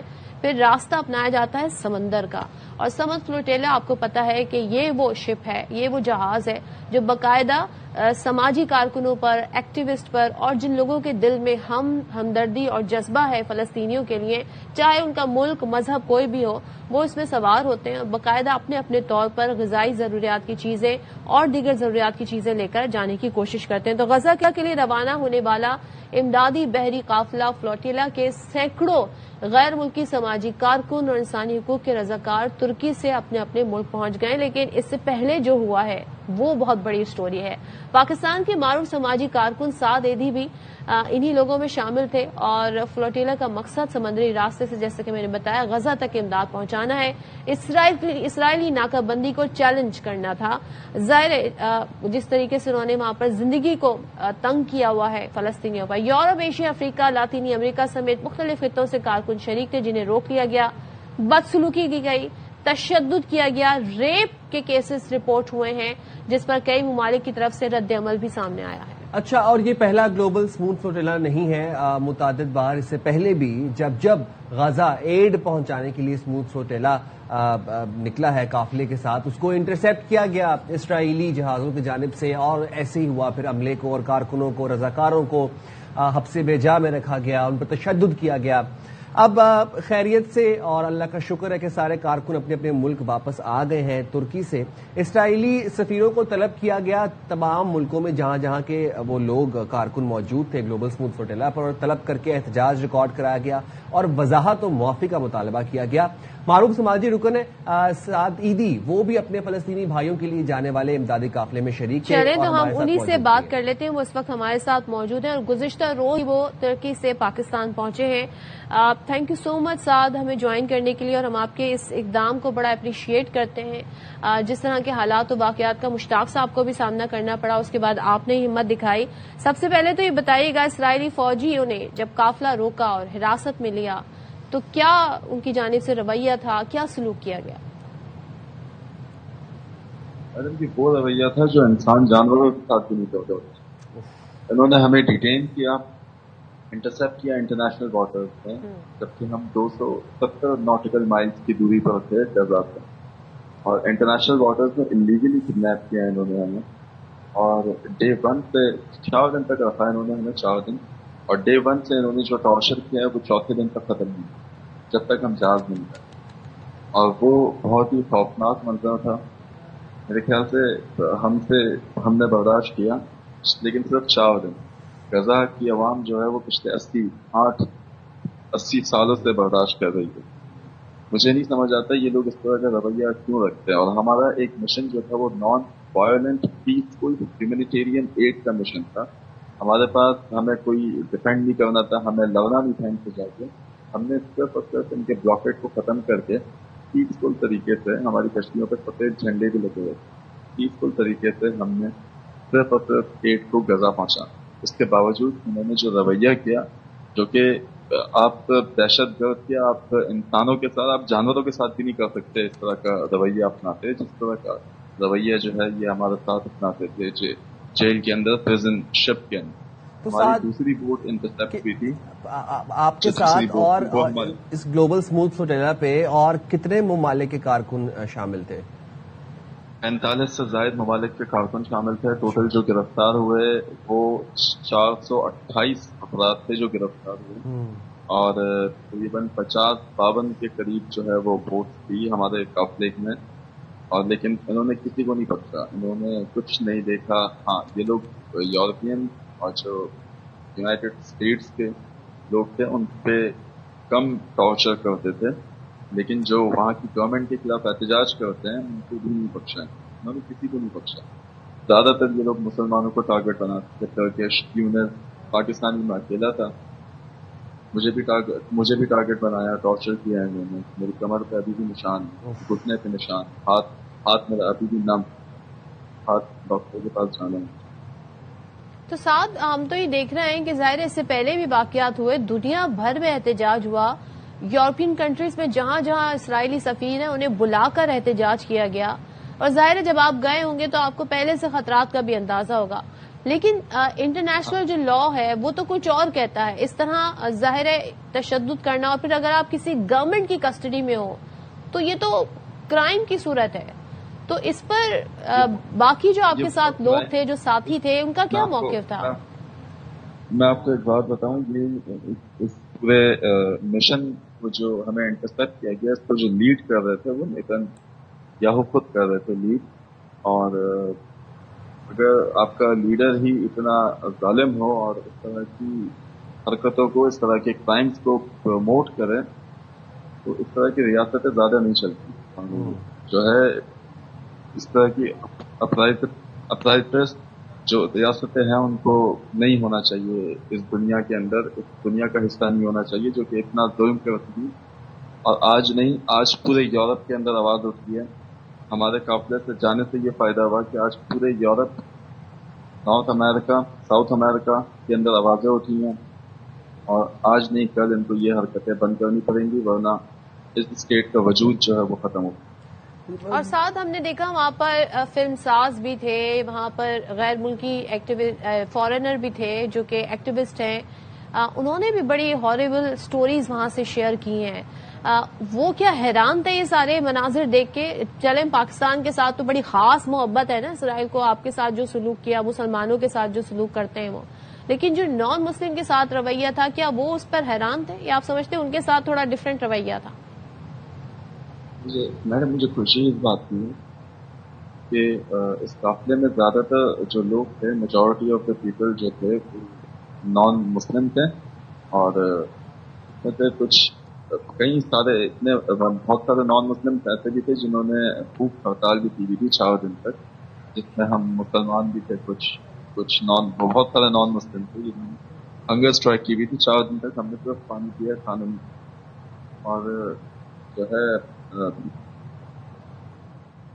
انہوں نے جو ٹارچر کیا ہے یہ ہمیں سونے نہیں دیتے تھے، رات کو فلڈ کرتے تھے، نیل ڈاؤن کرا کے رکھتے تھے 4 یہ رات کو ہمیں دن میں 3 دفعہ جو ہے وہ چند گنریڈ مارتے تھے کہ جو ہے وہ خوف و رات کا ماحول ہے. تو وائٹ فورس جو ہوتی ہے، پلاسٹک کی شیلڈ لے کے آتے ہیں جوان، 15-20 آتے تھے اور پوائنٹ کرتے رکھتے تھے گن ہمیں جیسے کہ ہم کوئی ٹیررسٹ ہوں اور ہم جو ہے وہ کچھ غلط کرنے آئے ہوئے ہوں غزہ کے اندر یا اسرائیل کے اندر. ایسا کچھ بھی نہیں تھا. اور رات سب سے خوفناک منظر جب ہوتا تھا، جب رات کا ٹائم ہوتا تھا اور کوئی انٹرسیپشن ہوتی تھی تو یہ لوگ ہمارے ساتھیوں کو جو ہے وہ مارتے تھے کنٹینر کے اندر. ان کی جو آوازیں آتی تھی وہ بہت خوفناک تھی. وہ سن کے کوئی بھی جو ہے وہ یہ چیزیں جو ہے وہ نہیں کرتی. اور ہم کنڈیم کرتے ہیں انشاءاللہ تعالیٰ آپ کی. اور یہ قافلہ جو ہے یہ کنٹینیو رہے گا انشاءاللہ. اور آپ نے جیسے خود کہا کہ اس سے یہ ہوا کہ غزہ کے حالات دنیا تک پہنچے اور اب لوگ غزہ کے حوالے سے بات کر رہے ہیں. تھینک یو سو مچ، سعد ہمارے ساتھ تھے. موونگ فارورڈ ہمارے پاس ایک اپڈیٹ ہے. وزیر اعظم محمد شہباز شریف آج بیجنگ میں مصروف دن گزاریں گے. چینی صدر، وزیر اعظم اور اعلیٰ چینی قیادت سے ملاقاتیں ہوں گی. تو ڈپٹی بیورو چیف اسلام آباد اظہر فاروق ہمیں اس حوالے سے اپڈیٹ کریں گے. بتائیے گا سر. جی صاحب، وزیر اعظم شہباز شریف چین کے 4 روزہ دورے پر ہیں اور آج وزیر اعظم شہباز شریف چین کے صدر شی جن پنگ اور وزیر اعظم لی جانگ اور اس کے ساتھ ساتھ اعلیٰ چینی قیادت سے ملاقات کریں گے. وزیر اعظم کو گریٹ عوامی حال آمد پر گارڈ آف آنر پیش کیا جائے گا اور چین کے وزیر اعظم ان کا استقبال کریں گے. دونوں وزیر اعظم کے درمیان وفود کی سطح پر ملاقات بھی ہوگی اور دونوں وزیر اعظم پاکستان اور چین کے درمیان مفاہمتی یادداشتوں اور معاہدوں کے تبادلوں کی تقریب میں بھی شرکت کریں گے. وزیر اعظم شہباز شریف وفد کے ہمراہ تیانمن اسکوائر میں بھی جائیں گے. وہاں پر عوامی ہیروز کی یادگار پر ان کی حاضری ہوگی اور پھولوں کا گلدستہ بھی رکھیں گے. وزیر اعظم کی معروف چینی سرمایہ کاروں اور چینی کمپنیوں کے سی اوز کے ساتھ بھی ملاقاتیں طے ہیں.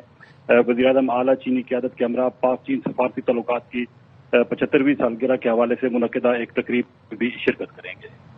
ٹھیک ہے، بہت شکریہ اظہر اپڈیٹ کرنے کے لیے. اور اظہر ہمارے نمائندے اپڈیٹ بھی کر رہے تھے. آپ کو ساتھ میں یہ بھی بتائیں کہ وزیر اعظم شہباز شریف جو کہ دورہ چین پر ہیں، کہتے ہیں پاکستان جلد خطے کی ترقی کے سفر میں چین کا ہم قدم ہوگا. پاکستان کو قرض نہیں، مہارت، سرمایہ کاری چاہیے. صدر شی جن پنگ نے چین کو عالمی معاشی اور عسکری طاقت بنایا. پاکستان جانا business to business investment conference سے وہ خطاب کر رہے تھے. کہتے ہیں 30% MOUs اربوں ڈالرز کے معاہدوں میں بدل گئے ہیں. پاکستان میں معدنیات کے بڑے ذخائر ہیں. پاکستانی اور چینی کمپنیز میں تعاون اور سرمایہ کاری کے معاہدوں، مفاہمتی یادداشتوں پر دستخط کیے گئے. بالکل جی، اور اسی حوالے سے پھر بات بھی کر لیں گے. ہمارے ساتھ موجود بات کرنے کے لیے سیگمنٹ میں سیکرٹری خارجہ اعزاز احمد چودھری صاحب. بہت شکریہ اعزاز صاحب، آپ نے پروگرام کے لیے وقت نکالا. امریکی صدر یہ کہتے ہیں کہ ایران سے مذاکرات انتہائی منظم اور تعمیری انداز میں آگے بڑھ رہے ہیں اور ساتھ ہی ساتھ جو Pakistan China business to business relationship ہم دیکھ رہے ہیں وہ بھی بلڈ ہوتا ہمیں نظر آ رہا ہے. پاکستان کی جو سالسی کی کوششیں ہیں امریکہ اور ایران جنگ رکوانے کے حوالے سے وہ بھی پوری دنیا کے سامنے روشن کی طرح آیا ہے. کیا کامنٹ دیں گے آپ اس حوالے سے؟ دیکھیں، اس میں تو اب کوئی شک نہیں رہ گیا کہ پاکستان نے بڑی ثابت قدمی سے اور بڑی مہارت سے یہ سارے معاملے کو سنبھالا ہے. ورنہ بہت سارے ایسے لوگ تھے جو ہر وقت شک کرتے تھے، کچھ ایسے بھی تھے جو چاہتے بھی نہیں تھے. لیکن الحمدللہ پاکستان نے اپنا وہ کردار امن کے لیے ادا کیا جس کے لیے ہم سارے خوش ہیں اور اپنی قیادت کو ہم یعنی استحسان بھی کرتے ہیں ان کے لیے. حقیقت یہ ہے کہ اس وقت ابھی بھی ایجنڈا بڑا گمبھیر ہے اور یہ جب تک مکمل نہ ہو جائے کوئی بندہ مکمل پہلے کہہ نہیں سکتا. آپ کو پتہ ہے کہ دونوں ممالک کے فریق کو ان کا آپس میں اتنا معاملہ جو ہے مختلف تھا, ایک پوزیشن ہر ایک کی, ہر موقف ہر چیز کے اوپر موقف مختلف تھا, تو اکٹھا کرنا ان کو ایک مشترکہ زمین فراہم کرنا کہ اس کے اوپر آپ اکٹھے ہو جائیں آسان کام نہیں تھا. ابھی بھی آپ کو پتہ ہے کہ ایک انٹرم ارینجمنٹ ہونے جا رہا ہے جس کے اندر پھر بیٹھ کے بات چیت کی جائے گی. گویا 60 دن ملیں گے, اس میں پھر وہ سارے نکات طے ہوں گے.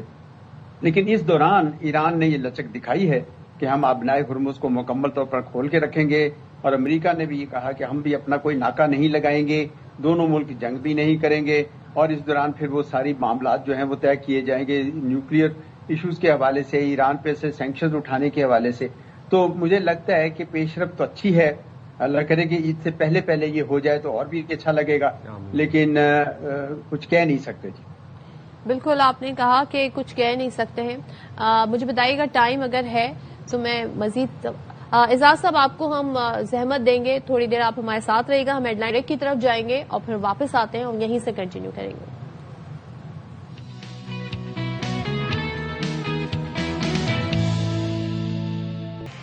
السلام علیکم, ویلکم بیک ٹو باخبر سویرا. امید کرتے ہیں آپ کو دن کا آغاز بہت خوش آئند ہوا ہوگا. ہم آ گئے آپ کے سویرے کو ایک دفعہ پھر سے باخبر بنانے کے لیے. اپنی طبیعتوں کا خیال رکھیں پلیز, موسم چینج ہو رہا ہے. اعزاز احمد صاحب ہمارے ساتھ موجود تھے, سابق سفارتکار, ان کے ساتھ کنٹینیو کریں گے. بات ہم کر رہے تھے پاکستان کا کردار جو کہ ثالثی میں پیش رہا, اور ساتھ ہی ساتھ ابھی جو ایران امریکہ ایک ڈیل بازگشت ہے اور بہت عنقریب ہے کہ وہ ڈیل ہونے والی ہے. اعزاز صاحب پلیز کنٹینیو کیجیے گا, آپ اپنا کامنٹ دے رہے تھے اس پہ. جی میں یہ کہہ رہا تھا کہ ابھی جو دونوں کے درمیان ایجنڈا ہے ابھی بھی اس میں کافی فاصلہ ہے دونوں کے موقف میں, لیکن انہوں نے یہ البتہ بڑا اچھا ہوا کہ یہ طے کر لیا کہ ٹھیک ہے 60 دن میں کوئی جنگ نہیں کریں گے, سیز فائر کریں گے. ورنہ آپ کو یاد ہے ڈونلڈ ٹرمپ سب تو ہر دوسرے دن دھمکی دیتے تھے کہ ہم جنگ شروع کیے. تو اب وہ 60 دن ہیں, اس کے اندر یہ سارے جو مشکل معاملات ہیں وہ طے کریں گے. مین وائل یعنی اس وقت میں جب یہ بات چیت ہو رہی ہوگی تو ابنائے ہرمز بھی کھلی رہے گی, امریکہ کا بحری ناکہ بھی نہیں ہوگا اور جنگ بھی نہیں ہوگی. تو یہ ایک سب کے لیے اطمینان کی خبر ہے. ابھی میں دیکھ رہا تھا کہ آپ کی ہیڈ لائنز میں کہ وہ تیل کی قیمتیں بھی نیچے گرنا شروع ہو گئی ہیں, تو گویا ساروں نے اس کو ایک خوش آمدید کہا ہے اس بات کو. اب یہ ہونا ضروری اس لیے ہے کیونکہ یہ 60 دن کا معاملہ شروع ہو جس میں یہ بات چیت جو ہے کی جائے. میں سمجھتا ہوں کہ ڈونلڈ ٹرمپ صاحب جو ہیں وہ ان کے لیے سب سے اہم بات یہ ہے کہ جو ایران سے نیوکلیئر معاہدہ کریں وہ باراک اوباما صاحب جو ڈیموکریٹس کے پریزیڈنٹ تھے 2015 میں, ان سے بہتر ہو. یہ ان کے لیے میرے خیال میں سب سے ضروری ہے. ورنہ تو لوگ ان کو یہ کہیں گے, ان کی اپنی پارٹی بھی کہے گی کہ یہ 10 سال بعد اور جنگ کرنے کے بعد اور اتنی جانیں گنوانے کے بعد اگر آپ نے وہی معاہدہ کرنا تھا جو 2015 میں ہوا تھا تو 2018 میں نکلے کیوں آپ ان سے. تو اس وجہ سے وہ یہ چاہیں گے, اور میرے خیال میں ایران اپنے تئیں لچک دکھانے کو تیار ہے, لیکن ایران بھی اپنی پھر قیمت وصول کرنا چاہتا ہے. وہ کہتا ہے کہ ٹھیک ہے جی ہمیں بھی پھر تیل آزادانہ بیچنے کی اجازت ہو, ہم پہ بھی جو اقتصادی پابندیاں لگا رکھی ہیں وہ اٹھائیں. وہ تو یہ بھی کہتے ہیں کہ ہمارے جو ایسٹس ہیں وہ ان کو انفریز کریں. امریکہ کہتا ہے کہ ہم صرف 1/4 کریں گے, وہ شاید زیادہ چاہتے ہیں. اب یہ وہ معاملات ہیں جن کے اوپر بیٹھ کے بات چیت ہوگی, اور مجھے یقین ہے کہ انشاءاللہ وہ پاکستان میں ہوگی, کیونکہ پاکستان نے بڑی ثابت قدمی سے اس معاملے کو, بڑے مشکل معاملات کو اچھے طریقے سے ہینڈل کیا ہے. جی اور اعزاز صاحب ڈونلڈ ٹرمپ صاحب کو ایکچولی میں فتح کی تلاش ہے, اور اس کے لیے ہم ان کی آئے دن سوشل ٹروتھ پر جو ہے پوسٹ بھی دیکھ رہے ہوتے ہیں. اب انہوں نے دکھایا ایرانی بحریہ کی تباہی کا ایک منظر AI جنریٹڈ پکچر تھی, اور اس پر انہوں نے الوداع ایڈوس انہوں نے لکھا ہوا تھا. پھر اب آپ جس معاہدے کی بات کر رہے ہیں وہاں ایک اور ٹویٹ تھی جس میں وہ براک حسین اوباما والے جو معاہدے ہیں کہہ رہے ہیں یہ اس سے بالکل مختلف ہوگا. اب وہ ہوگا کہ نہیں ہوگا, وہ کہتے ہیں جی یہ صرف مجھے ہی معلوم ہے. تو کیا یہ جو معاہدہ ہونے جا رہا ہے ڈونلڈ ٹرمپ صاحب اب اس کو اپنی فتح سمجھیں گے؟ ظاہر ہے وہ اس کو پورٹری تو بہت کرنے کی کوشش کر رہے ہیں, لیکن آپ کے خیال میں کہ اب وہ خود بھی اس بات سے پیچھے ہٹ گئے کہ اب مزید معاملہ اسکلیٹ نہ ہو, بیکاز انہیں بہت زیادہ اس پر ان پاپولیرٹی کا سامنا کرنا پڑا اپنے ملک میں بھی.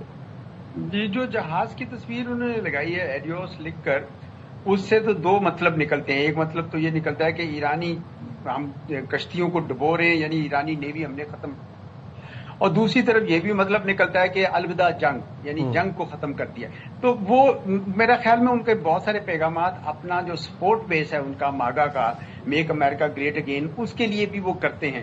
اور اب آئے دن آپ کو پتہ ہے وہ اپنی فتح کا تو اعلان کرتے ہی رہتے ہیں کہ ہم نے ایران کے لیے ساری تباہیاں کر دی ہیں.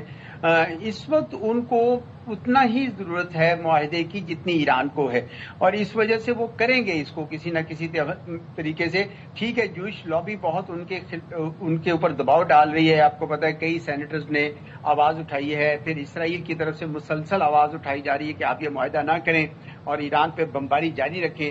لیکن میں سمجھتا ہوں کہ ڈونلڈ ٹرمپ صاحب کو نظر آ رہا ہے کہ سیاسی قیمت بڑھ جائے گی اگر انہوں نے جنگ جاری رکھی، اور ان کی پارٹی بھی یہی کہہ رہی ہے کہ یا تو آپ جنگ جیت جاتے، جس کے اب آثار بڑے کم نظر آ رہے ہیں. دیکھیں جو بھی امریکہ کا صدر جنگ جیتتا ہے وہ الیکشن بھی جیتتا ہے، لیکن یہاں کوئی بھی جیت کے آثار نظر نہیں آ رہے. جتنے انہوں نے اہداف بنائے تھے وہ تو سارے کے سارے پورے نہیں ہوئے، بلکہ الٹا اپنائے ہرمز بھی ہاتھ سے چلی گئی. تو گویا وہ مجھے لگتا ہے کہ اب ڈونلڈ ٹرمپ صاحب کرنا چاہتے ہیں، اور یہ ایک انٹرم ایگریمنٹ ہے، کوئی اتنی بڑی بات نہیں ہے، ایک سارا مکمل حتمی معاہدہ نہیں ہے، ایک انٹرم ایگریمنٹ ہے جس کے اندر بات چیت شروع ہونی ہے. تو اس لیے مجھے لگتا ہے کہ یہ ہو جائے گا. لیکن اور یہ بھی ہم پازیٹیو ہے کہ سیکنڈ راؤنڈ آف پیس ٹاکس جو ہوگا وہ بھی انشاءاللہ تعالی اسلام آباد ہی ہوسٹ کرے گا. تھینک یو ویری مچ اعزاز صاحب، آپ نے پروگرام کے لیے وقت نکالا. ہم پر امید ہیں اور انشاءاللہ تعالی یہ جنگ بھی پاکستان رکوائے گا. پاکستانی کوششیں تیز ترین ہوتی جا رہی ہیں اور وی جسٹ ویٹنگ کہ وہ خبر اب کب آئے گی کہ سیکنڈ راؤنڈ آف ٹاکس اسلام آباد میں ہونے جا رہا ہے. موونگ فارورڈ ہمارے پاس ایک بڑی ایک افسوسناک خبر بھی ہے، اور ہم نے دیکھا کہ اوور دا ویکینڈ بڑے دل خراش مناظر بھی تھے. کوئٹہ کی میں بات کر رہا ہوں، کوئٹہ میں چمن پھاٹک کے قریب دھماکہ ہوا. ایف سی کے 3 جوانوں سمیت 14 افراد شہید ہوئے. 14 افراد کون تھے؟ یہ معصوم سویلینز تھے، یہ نہتے شہری تھے جو کہ ٹریول کر رہے تھے، ان کا کوئی تعلق نہیں تھا کسی چیز کے ساتھ. زخمیوں میں خواتین تھیں اور بچے شامل تھے. وہی بات کہ ٹریول کر رہے تھے، خواتین تھیں، معصوم بچے تھے، نہتے معصوم شہری تھے. ظاہر ہے عید کا موقع ہے تو اپنے گھروں کو جا رہے تھے، اپنے پیاروں کے ساتھ عید منانا چاہ رہے تھے. تو شٹل ٹرین پر ہونے والا بم دھماکہ، ملحقہ علاقوں میں تباہی کے منظر ہم نے اس کے بعد دیکھے. محلہ فقیر آباد میں 2 رہائشی پلازوں سمیت درجنوں گھروں کو، یعنی آپ کتنی شدت کا یہ دھماکہ تھا اندازہ لگا سکتے ہیں. درجنوں گھروں کو بھی شدید نقصان پہنچا. صدر زرداری اور وزیر اعظم کی اس واقعے کی مذمت سامنے آئی ہے. صدر زرداری نے کہا کہ دہشت گردوں اور ان کے سرپرستوں کو معاف نہیں کریں گے. شہداء کے خون کے ہر قطرے کا حساب لیا جائے گا. وزیر اعظم نے کہا کہ ایسی بزدلانہ کارروائی ہمارا عزم کمزور نہیں کر سکتی، دہشت گردی کو جڑ سے اکھاڑ پھینکیں گے. وفاقی وزیر داخلہ محسن نقوی اور وزیر اعلیٰ بلوچستان سرفراز بگٹی کی زیر صدارت پر کوئٹہ میں خصوصی اجلاس بلایا گیا. آئی جی بلوچستان نے چمن پھاٹک کے قریب جو دھماکہ ہوا اس کے ابتدائی رپورٹس پیش کی. وزیر داخلہ نے کہا کہ درندوں نے معصوم لوگوں کو نشانہ بنا کر بدترین سفاکیت کا مظاہرہ کیا ہے. پھر سرفراز بگٹی جو کہ وزیر اعلیٰ بلوچستان ہے، انہوں نے یہ کہا کہ شہداء کے خون کے مقروض ہیں، فتنہ ہندوستان کے دہشت گردوں کو منطقی انجام تک پہنچائیں گے، اور انشاءاللہ یہ ہم ہی پہنچائیں گے ان کو منطقی انجام تک. تو چلیں جی اس پہ بات کر لیتے. دفاعی تجزیہ کار بریگیڈیئر ریٹائرڈ وقار حسن خان صاحب ہمارے ساتھ ہیں. وقار صاحب بہت شکریہ، اور اس افسوسناک واقعے کے حوالے سے آج آپ سے بات کر رہے ہیں. یہ جو واقعہ ہوا ہے اس میں معصوم شہریوں کو نشانہ بنایا گیا، ٹارگٹ انہیں کیا گیا ہے. اہداف دشمن کے ہمیں یہی نظر آ رہے ہیں کہ خوف اور دہشت پھیلایا جائے. آپ کے خیال میں یہ کیا ثابت کرنا چاہتے ہیں؟ بسم اللہ الرحمن الرحیم. تھینک یو سائم اینڈ صدر. ڈیفینیٹلی ایک اندوناک واقعہ، اور عید کے موقع پہ سب سے پہلے تعزیت جتنے بھی شہداء ہیں ان کے لواحقین کے ساتھ. اور ابھی اس کی ٹائمنگ دیکھیں، آئی تھنک 2 چیزیں اس میں اہم ہیں. ایک تو پاکستان کا جو بڑھتا ہوا اسٹیچر ہے ان دی کمیٹی آف نیشنز، یہ کافی لوگوں کو نہیں چبھ رہا. اس میں بھارت کی لابی ہے، پھر نتنیاہو صاحب بھی پریشان ہیں، اینڈ ڈیفینیٹلی پھر ڈیٹریکٹرز ہیں ریجن میں. اور دوسرا جو ہے آئی تھنک اگر آپ نے دیکھا ہو، فالو کیا ہو، پچھلے 3 مہینے میں اسپیشلی فتنہ ہندوستان کے خلاف بڑے کامیاب آپریشن جا رہے تھے، اور دے ور آن دا رن. تو میرے خیال میں یہ ٹائمنگ ہمیشہ آپ دیکھیں گے جب پاکستان میں دہشت گردی ہوتی ہے، اس کا لنک ضرور کسی نہ کسی امپورٹنٹ ڈیولپمنٹ کے ساتھ ہوتا ہے یا کوئی اوکیزن ہوتا ہے. تو ایک عید کے آئی تھنک عید سے پہلے یہ ٹارگٹ کیا گیا تاکہ میسج جائے، جس آپ بتا رہی ہیں کیا پھیلایا جائے. دوسرا ہے کہ ابھی نیکسٹ راؤنڈ آف ٹاک کی بھی بات ہو رہی ہے, انشاءاللہ شاید اسلام آباد میں ہوگا. تو یہ چیزیں آئی تھنک بڑی چبھتی ہیں. اور آپ نے دیکھا ہے کہ یہ گودی میڈیا کیسے سیلیبریٹ کر رہا تھا. بیسیکلی دے تھنک کہ یہ کوئی دھرندر مووی بنی ہوئی ہے جس پہ سارا دہشت Pakistan, and they trivialise it also unfortunately. اور وہاں پہ کیوں ٹی وی مر جائے تو پاکستان پہ الزام لگاتے ہیں. تو I think these are the 2 factors. لیکن لڑائی جو ہے ابھی فیصلہ کن مراحل میں ہے. یہ سافٹ ٹارگیٹس کو ٹارگیٹ کر رہے ہیں بیسیکلی, جس میں سویلینز ہیں, جس میں آپ کہہ لیں کہ ٹرینز ہیں, صاف ظاہر ٹرینز ابھی کوئی ملٹری ٹارگیٹ تو نہیں ہے. And they want to prove کہ جی ہم کوئی بڑی عوامی موومنٹ ہے. ابھی آپ نے دیکھا ایک ویڈیو آئی جس میں خواتین کی پارٹیسپیشن کو دکھایا گیا, and that was most probably shot in Balochistan. ابھی اس کو وہ they are trying to basically stimulate, جس طرح ترکیہ کے خلاف جو دہشت گرد تنظیم ہے PK کے, وہ بھی انہوں نے کوئی 30-40 خواتین رکھی ہیں جو صرف ویڈیوز بنانے کے کام آتی ہیں. تو تاکہ اس کو ایک رنگ دیا جائے کہ وہ عوامی موومنٹ ہے. یہ اس کا نہ اسلام سے کوئی تعلق ہے نہ بلوچ فوج کے ساتھ. Basically it is hard core terrorism. اور پاکستان کو ابھی آئی تھنک جو اپنی اسٹریٹجی ہے, specially in terms of targeting terrorist dens across the border, اس پہ بھی دوبارہ آئی تھنک ریویو کرنا ہوگا کہ وی شوڈ گو ان. اور دوسرا جو ہے بھارت کو بھی آئی تھنک کسی نہ کسی کو جواب دینا ہوگا, بیکاز انف از انف. جب ثبوت ہیں کہ اس میں ریسرچ انالیسس ونگ موجود ہے, یا اس کی جیسے بیک اپ ہے, یا کوئی اور ممالک ہوں, پاکستان اپنی پوری ایفرٹ کرے diplomatically, economically, politically, and I would say even militarily. اور بریگیڈیئر صاحب بالکل آپ نے درست فرمایا. اور جس ویڈیو کا بھی آپ ذکر کر رہے ہیں اس ویڈیو میں واضح دیکھا جا سکتا ہے کہ وہ خواتین وہ ان کے نیٹ اینڈ کلین یونیفارم, اس کے بعد وہ ایک NLE لیول کی ایڈیٹنگ ہوئی ہوئی, DJI کے ڈرونز استعمال ہوئے, پھر اتنا جدید اسلحہ ان کے پاس. صاف پتہ چل رہا ہے کہ بھارت کی سرپرستی میں وہ سارا چیزیں جو ہے وہ اسپانسرڈ ہیں.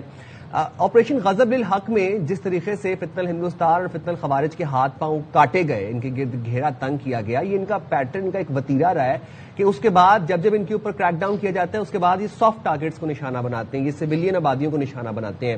یہ بوکھلاہٹ کا شکار ہے, یا پھر اب یہ آخری دم کی ان کی ریٹیلیشن ہے. ان کو نظر آ رہا ہے کہ ہم شکست خوردہ ہو چکے ہیں. I think they can read it. ایک تو ود ان پاکستان جو فائٹ اگینسٹ ٹیررزم ہے, یہ بھی آپ کہہ رہے ہیں حتمی مراحل میں ہے, اور ہماری اسسمنٹ پہلے سے یہ رہی کہ 2026 انشاءاللہ ڈیسائسو ہوگا. اور دوسرا ہے یہ جو پاکستان نے لاسٹ ایئر بھارت کے دان توڑے, اور ابھی اس سال ڈپلومیٹک سکسیس ہے. Because every body knows it کہ ابھی اگر امن مذاکرات کامیاب ہوتے ہیں اس کے بعد پاکستان کی ٹریجیکٹری, پاکستان ایسے سفر پہ روانہ ہوگا انشاءاللہ کہ دین دیر از نو ٹرننگ بیک, اور خطے میں it will appear basically as net security stabiliser. اور بھارت آئسولیٹڈ فیل کر رہا ہے. ابھی مارکو روبیو صاحب کا وزٹ ہوا, وہاں بھی جے شنکر صاحب بلا شکوہ کر رہے تھے. تو دے نو اٹ کہ ملٹریلی کنونشنل لڑائی میں یہ کچھ نہیں کر سکے. تو پھر یہ ان کے جو بیکرز ہیں اور جو خوارج بیٹھے ہوئے ہیں کابل میں, اس کا سہارا لیا گیا. لیکن پاکستان نے ہمیشہ بڑا کیلکولیٹڈ رسپانس دیا ہے, اور انشاءاللہ تعالیٰ اس پہ بھی آئی ایم شیور پلاننگ ہو رہی ہے. باقی افغانستان میں جو بیٹھے ہوئے ہیں خوارج اور ان کے backers, they should realise it کہ یہ ایک لوزنگ وار ہے. Pakistan is country to reckon with, اور ان کی آئی تھنک بھلائی اسی میں ہے, اور افغان عوام کی بھی جو بیچارے سپریسڈ ہیں اس وقت, آلموسٹ 40 ملین پیپل, جس میں 20 ملین خواتین تو بند ہیں گھروں میں, اور ان کے اگینسٹ بڑی سخت موومنٹس چل رہی ہیں, ناردرن ریزسٹنس فرنٹ وغیرہ. یہ پھر دے will lose the regime also. تو پھر نہ بیسز رہیں گے, نہ ان کی لیٹس سے ٹالرنٹ مانے کی جو نیٹ ورک ہے. تو انشاءاللہ تعالیٰ چیزیں بہتر ہیں. لیکن افسوس یہی ہے کہ عید کے موقع پہ سویلینز کو شہید کیے گئے, اس میں پوری فیملی جو ہے وہ شہید ہوگی. دے ور لیونگ کسی اپارٹمنٹ میں اس کے نزدیک ہی. اور پھر BYC کا کنیکشن اس میں نظر آیا کہ جو مسنگ پرسن ہے وہ ٹیررزم میں انوالو ہوتے ہیں. تو یہ سارا کچا چھٹا جو ہے آئی تھنک اس کو ڈیفیٹ کیا جائے گا. اور جیسے کہ آپ نے خود بھی ذکر کیا وقار صاحب کے گودی میڈیا کس طریقے سے خوش ہو رہا تھا, پھر جس طرح سے 2025 میں پاکستان نے انڈیا کو شکست دی. اب سامنے آ کر جنگ لڑنے کی تو ان میں پاکستان میں ہمت نہیں ہے, لیکن یہ سازشوں اور اس طرح کی دہشت گردی پر بھارتی حکومت اتر آئی ہے. جبکہ اس وقت پاکستان کی عالمی سطح پر الحمدللہ پوزیشن بڑی مستحکم ہے, پذیرائی ہے. تو آپ کو یہ لگتا ہے کہ یہ کنٹینیوٹی رہے گی بھارت کی جانب سے, تو اس کو پھر کاؤنٹر کیسے کیا جانا چاہیے؟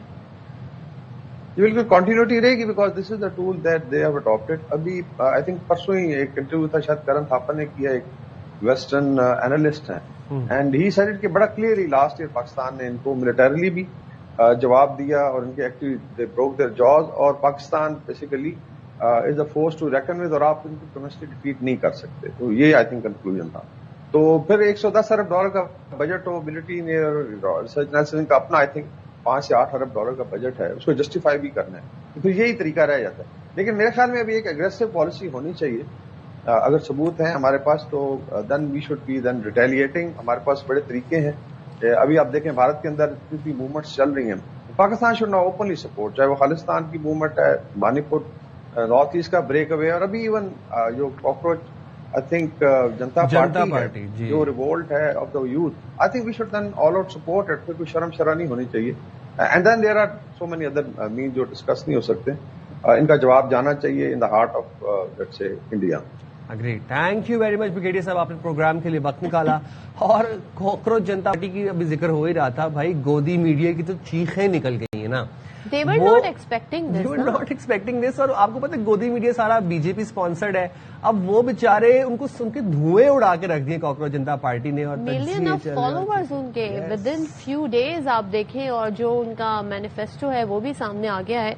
सो ये वहाँ की यूथ जो है, जाहिर है हर जगह हम देखते हैं कि वो एक नए फ्रेश आइडियाज के साथ आते हैं। आई गेस उन्हें कॉकरोच कहा गया था, उनको कॉकरोच कहा गया था चीफ जस्टिस की जानिब से। तो वही बात है फिर कि जुल्म कब तक बर्दाश्त किया जा सकता है, एक इंतहा होती है, जब वो लिमिट क्रॉस हो जाए उसके बाद फिर इस तरह की अपराइजिंग। तो उन्होंने उस नाम को ही ओन करके कॉकरोच जनता पार्टी बना ली है। चले जी आगे बढ़ते हैं और आपको जरा कराची के हवाले से बताते हैं। डीआईजी सिक्योरिटी ने जदीद पुलिसिंग पर सिक्योरिटी ट्रेनिंग हैंडबुक मुतारिफ करा दी है, और हैंडबुक का इजरे का आगाज सदर आसिफ अली जरदारी को किताब पेश करके किया गया। अच्छा, बुक एसएसयू की जानिब से तैयार की गई है, और डीआईजी सिक्योरिटी कहते हैं कि हैंडबुक एक जामे अमली और तरबियती दस्तावेज है, और किताब का इजरा इदारों की तरबियत को जदीद मयारी बनाने की तरफ एक अहम कदम है। तो नजीर शाह हमें इस हैंडबुक के हवाले से मज़ीद तफसीलात से भी आगाह करेंगे। बताइए नजीर। डीआईजी सिक्योरिटी डॉक्टर मकसूद अहमद ने जदीद पुलिसिंग के तकाज़ों को मद्देनजर रखते हुए सिक्योरिटी ट्रेनिंग हैंडबुक मुतारिफ करा दी है, जिसका इजरा सदर पाकिस्तान आसिफ अली जरदारी को हैंडबुक पेश करके किया गया है। डीआईजी सिक्योरिटी डॉक्टर मकसूद के मुताबिक ये हैंडबुक स्पेशल सिक्योरिटी यूनिट की जानब से तैयार की गई है, जो जामा अमली और तरबियती दस्तावेज है, जिसका मकसद कानून नाफिज करने वाले इदारों की तरबियत को जदीद और मयारी खतूत पर इस्तवार करना है, जिससे पुलिस के tactical units, emergency responder, cyber माहिरीन और दीगर सिक्योरिटी इदारों के लिए खुसूसी तौर पर तैयार किया गया है, ताकि पेचीदा सिक्योरिटी चैलेंजेस के तनाजुर में बैनुल अक़वामी मेयार के मुताबिक तरबियत के मौजूद जो खला है उसको पूरा किया जा सके। डॉक्टर मकसूद अहमद का कहना है दौरे हाजिर की पुलिसिंग के लिए फाल तकनीकी और पेशगी हिकमत अमली पर मबनी निज़ाम अपनाना नागुज़ीर हो चुका है, ताकि दहशत गर्दी, साइबर क्राइम, हंगामी हालात, वीवीआईपी सिक्योरिटी और हसास नौईर के वाक़यात से मौसर अंदाज में निपटा जा सके। इस हैंडबुक में tactical radio communication, tactical motor driving, असले के मौसर इस्तेमाल, आईडीज के तदारुक, गैर मौलिक हथियारों, रिंग्स ऑफ सिक्योरिटी और अहम तनसीबात के तहफ़्फ़ुज़ समेत एमरजेंसी रिस्पॉन्स, आफात के इंतजाम, प्रोटेक्टिव सिक्योरिटी ड्यूटीज और दीगर के बारे में बताया गया, ताकि इससे मुस्तफ़ीज़ हुआ जा सके। जी बहुत शुक्रिया आपका नज़ीर शाह।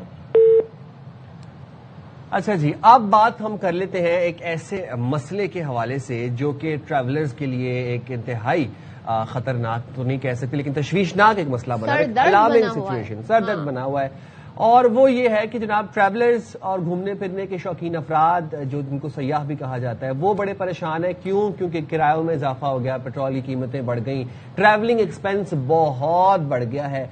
अब फॉर इंस्टेंस अगर किसी ने लाहौर से फर्ज करें या पंजाब से अगर किसी ने जाना होता था केपी, आप कह लें कि नारायण कगान तक जाना होता था, तो एवरेज एक फैमिली, 4 लोगों की फैमिली का एक खर्चा आता था 50,000 आपका पूरे हफ्ते का, 7 दिन का, 8 दिन का ट्रिप हो जाता था। अब वही जो है वो डबल हो गया, अब 1 लाख 1.5 लाख तक तो बात पहुंच गई है। अच्छा, ये हम बात कर रहे हैं उन लोगों की जो बाय रोड सफर कर रहे हैं, ट्रैवल कर रहे हैं, हम उनकी बात भी नहीं कर रहे हैं जो हवाई जहाज का टिकट लेके। अब आप सोचें फी बंदा टिकट इतना महंगा है, तो अगर घर के 4 अफराद जा रहे हैं तो वो कितना ज्यादा एक्सपेंसिव हो जाएगा। तो ये छुट्टियां अब जून जुलाई की आ रही हैं, हमारा मुल्क इतना खूबसूरत है, सब चाहते हैं घूमना फिरना, लेकिन जैसे कि साइम बता रहे हैं कि पेट्रोल और डीजल की कीमतों में जो इजाफा है उससे ट्रेनों के किरायों में इजाफा, फजाई सफर के किरायों में अच्छा खासा इजाफा हुआ है। फिर उसके ऊपर कहते हैं ना होटलिंग वाले, होटल्स वाले भी, वो भी अपना उन्होंने चार्जेस बढ़ा दिए, खाने पीने की अशिया महंगी हुई। जहां वो देखते हैं ना कि कोई लोकल नहीं है, کوئی باہر شہر سے آیا ہے تو پھر اس کو تو وہ ٹھیک ٹھاک کہتے ہیں نا، لوٹنے کی تیاری کر کے بیٹھے ہوئے ہوتا ہے. اب کبھی شمالی علاقہ جات کی سیر، تاریخی مقامات کا وزٹ یا فیملی ٹرپ متوسط طبقے کے لیے نسبتاً آسان ہوا کرتا تھا، لیکن اب ہم دیکھ رہے ہیں صورتحال بہت بدل چکی ہے. اب یہ ایک پریویلیج ہو گیا ہے کہ لگژری ہو گئی اگر آپ نے پاکستان میں بھی ٹریول کرنا ہے. اور پھر وہی بات ہے، وہ 4 بیسک چیزیں ہیں کہ آپ کے بسز کے کرایہ ہیں وہ مہنگے، ہوٹلس کے کرایے مہنگے، اور اس کے بعد آپ کے کھانے پینے کی اشیاء بھی مہنگی ہو گئی ہیں. کم بجٹ میں مری، سوات، گلیات، ہنزا کا ٹور اب نہیں پلان کیا جا سکتا، اب دگنے ریٹس ہو گئے ہیں. تو جناب اسی حوالے سے ہم نے آپ کو بتائیں کہ ایک ایز لائف ہم نے تیار کیا اس حوالے سے، اور وہ بھی آپ کو ذرا دکھا دیتے ہیں کہ کیا صورتحال بنی ہوئی. کیونکہ جون جولائی کی یہ جو مہینے ہیں نا، یہ جو پری مانسون ہوتے ہیں، مطلب اس کے بعد پھر مانسون آ جاتا ہے. آپ سب چھوڑیں، اسلام آباد سے مری تو کوئی ایشو تھا ہی نہیں لوگوں کے لیے. لیکن اب کیا ہو رہا ہے کہ اسلام آباد سے ملک کے بالائی علاقوں جانے کے لیے ٹریفک تقریباً دگنا ہو گیا ہے. مری کے لیے صرف ایک دن کا کرایہ میں 4,000 روپے کا اضافہ ہو گیا ہے. تو زینب علی ہم سے ہم مزید جانتے ہیں کہ آخر اسلام آباد والے پھر اب سوچ کیا رہے ہیں. تو زینب ذرا ہمیں بتائیے گا آخر ہے کیا صورتحال؟ جی، اس وقت میں جڑواں شہروں اسلام آباد اور راولپنڈی کے مصروف ترین ٹرانسپورٹ اڈے پر موجود ہوں، جہاں سے لوگ اپنے آبائی علاقوں اور سیاحتی مقامات کی طرف جاتے ہیں. لیکن حالیہ دنوں میں پیٹرول کی قیمتیں زیادہ ہونے کی وجہ سے کرائے جو ہیں کافی حد تک بڑھ گئے ہیں، جہاں پر عام شہریوں کے ساتھ ساتھ جو ٹورسٹ ہیں ان کو بھی کافی مشکلات کا سامنا کرنا پڑ رہا ہے. میرے ساتھ یہاں پر ایک ٹرانسپورٹر موجود ہے، ہم ان سے جانیں گے کہ ان دنوں میں پیٹرول کی قیمتیں زیادہ ہونے کا ہوا ہے. بات اس طرح کی ہے کہ اب ڈبل ٹریپل پیٹرول ہو گیا ہے. ان دنوں میں ہم تقریباً 3,500-4,000 کا پیٹرول ڈالتے تھے. اب یہ صاحب ہو گیا کہ ڈبل ٹریپل ریٹ ہو گیا. اب کوئی بھی نہیں جا رہا. اب یہ تیسرا دن ہمیں کھڑا ہوں، کوئی بھی یعنی کہ کوئی ناران کی طرف، کشمیر کی طرف لوگ آ ہی نہیں رہے، کیونکہ مہنگائی بہت ہے، پیٹرول بہت مہنگا ہے. آپ مجھے یہ بتا سکتے ہیں کہ اگر ناران، کاغان یا سوات والے علاقوں کی طرف جانا ہو تو پہلے کرایہ کیا تھا اور ابھی کرایہ کیا ہے؟ پہلے ہم 5 دن کے لیے جاتے تھے 30,000-35,000 میں. ہمارا خرچہ ہوتا تھا تقریباً 12 سے 15,000 روپیہ یا 18,000 روپیہ ہوتا تھا.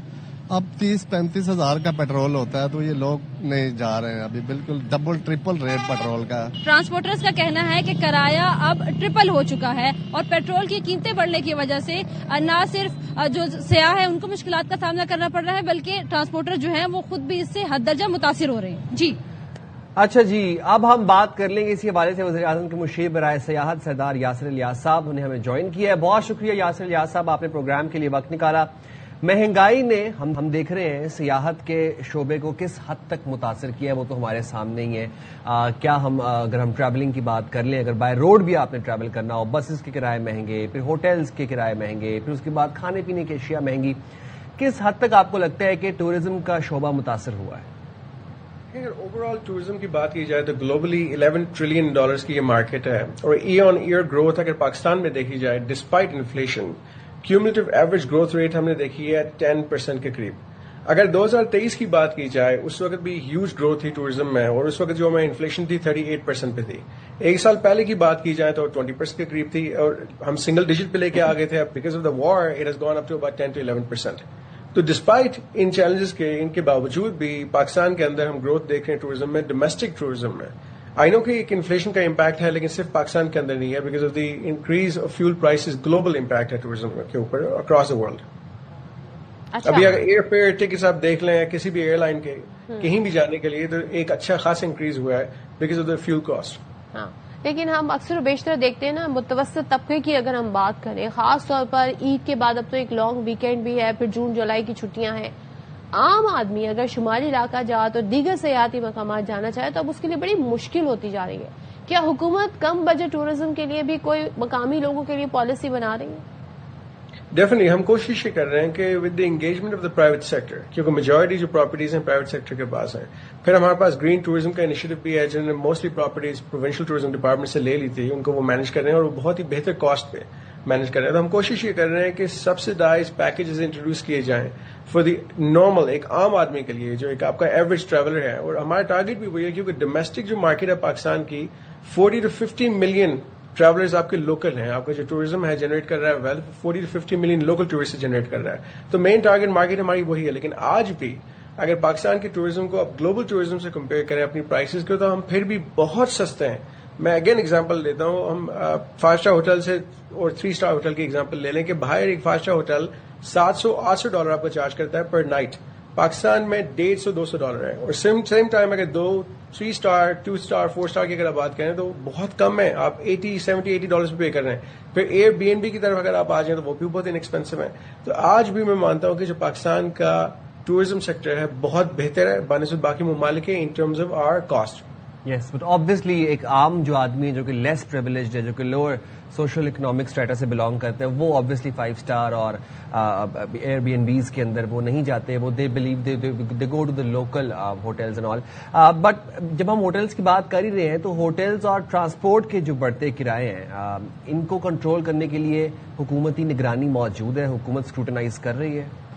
بہت پرو ایکٹیو میجرز ہم لے رہے ہیں. جتنی ہماری پروونشل ٹورزم ڈپارٹمنٹس ہیں, پروونشل ایڈمنسٹریٹو سروسز ہیں, ان کے ساتھ مل کے ہم ٹرانسپیرنسی کے اوپر کام کر رہے ہیں کہ جتنی ریٹ لسٹ ہیں اس علاقے کی, چاہے وہ ٹرانسپورٹ کی ہوں, ہوٹل کی ہوں, وہ ویزیبل ہوں. ساتھ سیم ٹائم پہ ان کے پاس ہم میکینزم انٹروڈیوس کر رہے ہیں کنیکٹیوٹی کا, کہ ایک عام ٹورسٹ کمپلینٹ فائل کر سکے کہ کوئی چیز کو لگتا ہے کہ وہاں پہ کوئی ڈسپیرٹی ہے. اور ایک چیز میں نے فیل کی ہے کہ ہمارے ملٹیپل ٹور آپریٹرز ہیں جو ریٹس چارج کرتے ہیں جو غیر مناسب ہیں. تو میں انکریج کر رہا ہوں on line digital model for booking, جیسے ایک انٹرنیشنل پلیٹ فارم ہے booking.com. تو پاکستان کے ایک اپنا پلیٹ فارم ہم کریٹ کر رہے ہیں تاکہ اوپنلی لوگ ٹرانسپیرنٹلی دیکھ سکیں کہ ایک ہوٹل کیا چارج کر رہا ہے, یا وہاں پہ اگر کوئی ریزورٹ ہے وہ کیا چارج کر رہی ہے, کوئی اور سروسز ہیں, پیراگلائڈنگ ہے, وہ کیا چارج کر رہے ہیں. آپ ایک ہی پلیٹ فارم کے تھرو ساری بکنگ ٹرانسپیرنٹلی کر سکیں تاکہ مڈل مین کو ہم ختم کر دیں. اچھا, لیکن ظاہر ہے اس میں تھوڑا سا ہمیں پبلک کو بھی اویئر کرنا ہوگا. لوگ ایڈوانس بکنگ کا کانسیپٹ کچھ لوگوں کے لیے نیا ہوتا ہے. کچھ لوگ کہتے ہیں جی وہاں جائیں گے ذرا بارگیننگ کریں گے تو کچھ حالات بہتر ہو جائیں گے. تو آپ سمجھتے ہیں کہ اس میں بھی ظاہر ہے جب آپ ارلی بکنگ کراتے ہیں تو آپ کو کم پرائس ملتے ہیں, لیکن جب آپ ایسا کوئی پیک سیزن ہو تو پھر پرائس اوور ہوئے ہوتے ہیں. تو ذرا سا اس چیز کو کیسے آپ دیکھیں گے؟ میں یہ مانتا ہوں کہ گلوبل فینومینا ہے کہ جب آپ پیک سیزن میں کہیں بھی جائیں گے دنیا میں تو وہ ریٹس منہ مانگے اپنے مانگیں گے جو بھی ان کو بہتر لگتا ہے, بیکاز ان کو پتا ہے کہ ان کے پاس چوائس کوئی نہیں ہے. ہم آلٹرنیٹیولی انکریج کر رہے ہیں آف سیزن ٹریول, کہ اگر لیٹس سے اگر پیک سیزن میں آپ کو پتا ہے ناردرن ایریا میں سرٹن چارج کر رہے ہیں تو آپ لوگ ان چھٹیوں کو ان کی جگہ اگر اکتوبر نومبر میں چل جاتے ہیں یا آپ ونٹر میں چل جاتے ہیں, کہ وہاں پہ آپ نے دیکھا کہ جنرلی آکوپینسی ان جگہوں پہ اس وقت کم ہوتی ہے. But I think we have to balance this out. اور آج سب سے بڑا جو ایشو میں دیکھ رہا ہوں جس کی وجہ سے کاسٹ میں انکریز ہوئی ہے کہ ہم ڈیمانڈ ورسز سپلائی دیکھیں. ڈیمانڈ بہت ہے, سپلائی کم ہے.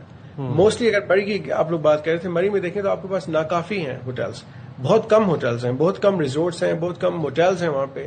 اور میں سمجھ رہا ہوں اس کے بانسبت یہاں پہ بہت زیادہ گنجائش ہے امپروومنٹ کی, ڈیولپمنٹ کی, اور ہم انکریج کر رہے ہیں ڈیولپرس کو کہ مزید سائٹس کریٹ کریں. اور اگین ایک ایکو ٹورزم پہ ہمارا فوکس ہے.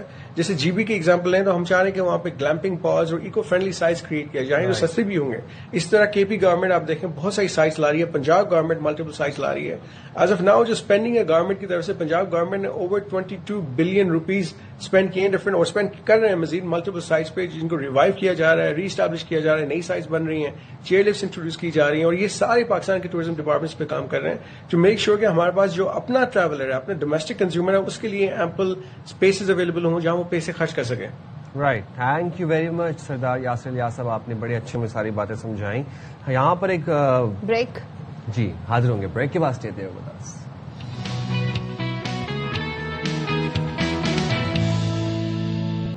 آج دنیا بھر میں دنیا کا جو سب سے مقبول ترین کھیل ہے اس کا دن منایا جا رہا ہے. اب یہ کرکٹ تو نہیں ہے, فٹ بال. کرکٹ تو جناب صرف پاکستان میں سب سے مقبول کرکٹ ہے, یا ہم ایشیا کے اور کنٹریز کی بات کر سکتے ہیں, یا وہ ملک جو وہاں پر کھیلتے ہیں.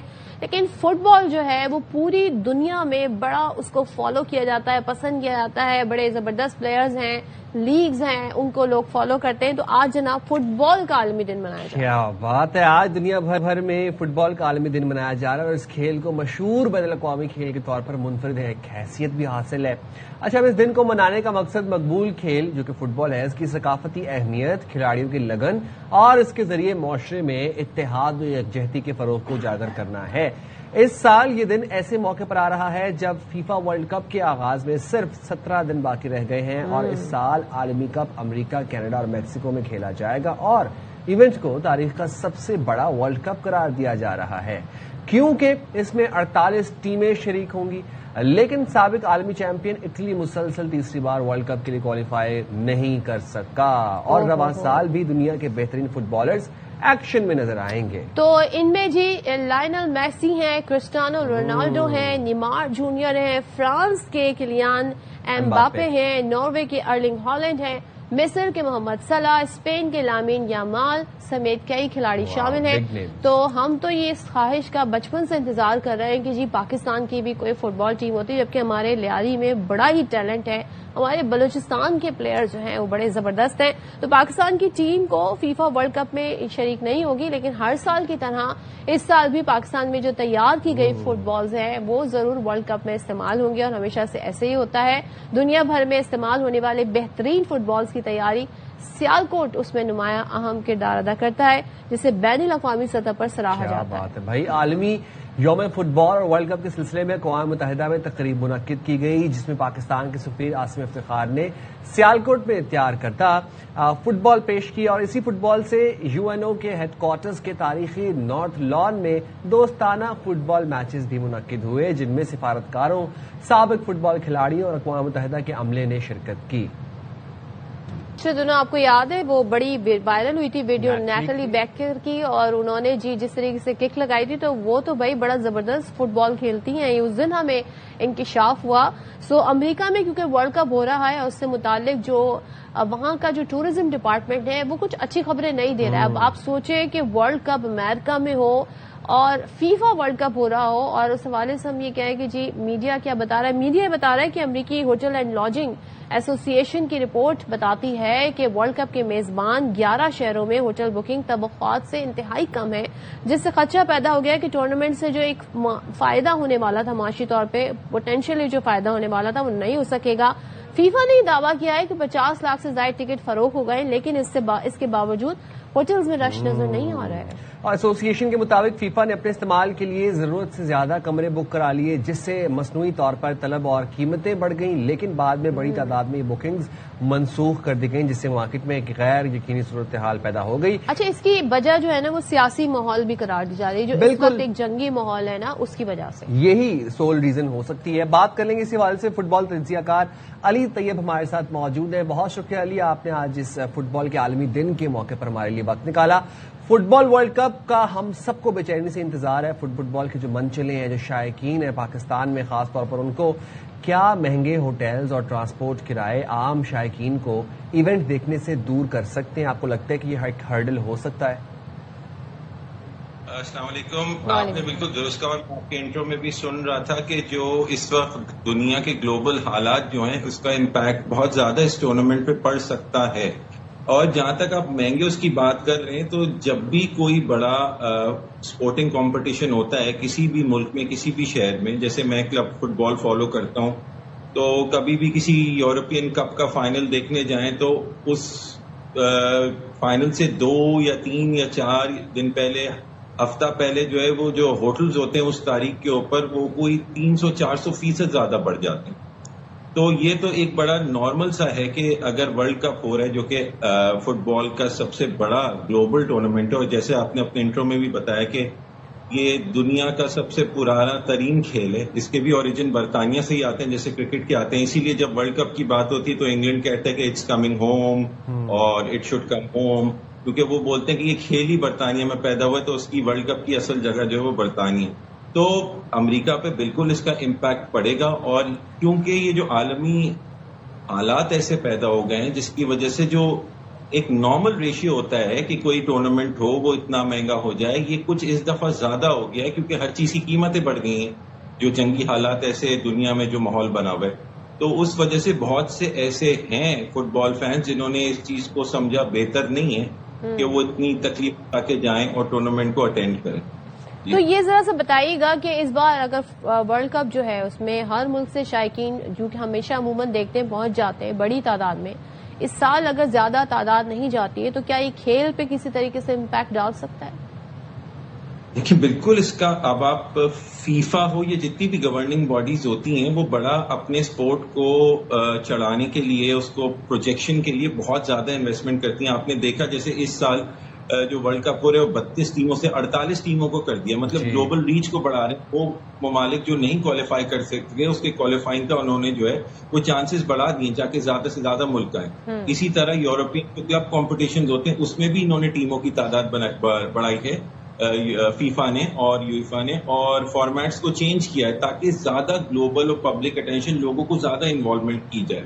تو اس کی وجہ سے اگر اس حساب سے اتنی پروجیکشن کے بعد یہ جو حالات ہے اس کے بعد ایسا نہیں ہوگا تو پھر ان کو کچھ اور سوچنا پڑے گا. لیکن میں پھر بھی سمجھتا ہوں security situation is the concern. Other than that لوگ تو ظاہر ورلڈ کپ میں آئیں گے, اتنی ٹیموں نے کوالیفائی کیا ہے تو ظاہر وہ سب تو ہوگا, لیکن ٹریول ریسٹرکشنز پرابلمز اگر حالات جون تک نہیں بہتر ہوتے تو پھر وہ ٹرن آؤٹ ہم نہیں ایکسپیکٹ کر سکتے ظاہر ہے جو کہ عموماً ایکسپیکٹڈ تھا. رائٹ. علی, پاکستان کی ٹیم تو نہیں لیکن پاکستان کے فٹ بالز ضرور فیفا ورلڈ کپ میں ہوتے ہیں. سیالکوٹ کی فٹ بالز عالمی سطح پر مشہور ہیں, کیوں ہیں یہ جاننا چاہوں گا آپ سے. ان فٹ بالز میں ایسا کیا خاص ہوتا ہے؟ آپ کے سوال کا جواب میں 2 حصوں میں دیتا ہوں. ایک تو یہ کہ پاکستان کیوں نہیں ہے. ہم ساؤتھ ایشین کوالیفائر سے بھی نکل نہیں پاتے ورلڈ کپ کے لیے. ساؤتھ ایشین, آپ ایشین کوالیفائرز میں تو چھوڑ دیں, ایشین کوالیفائرز میں تو بہت بڑی بڑی بلائیں بیٹھی ہیں نا, تو جیسے عرب ممالک بھی ہیں اور فار ایسٹ کی بھی سائڈ ہے, جاپان اینڈ کوریا جیسے.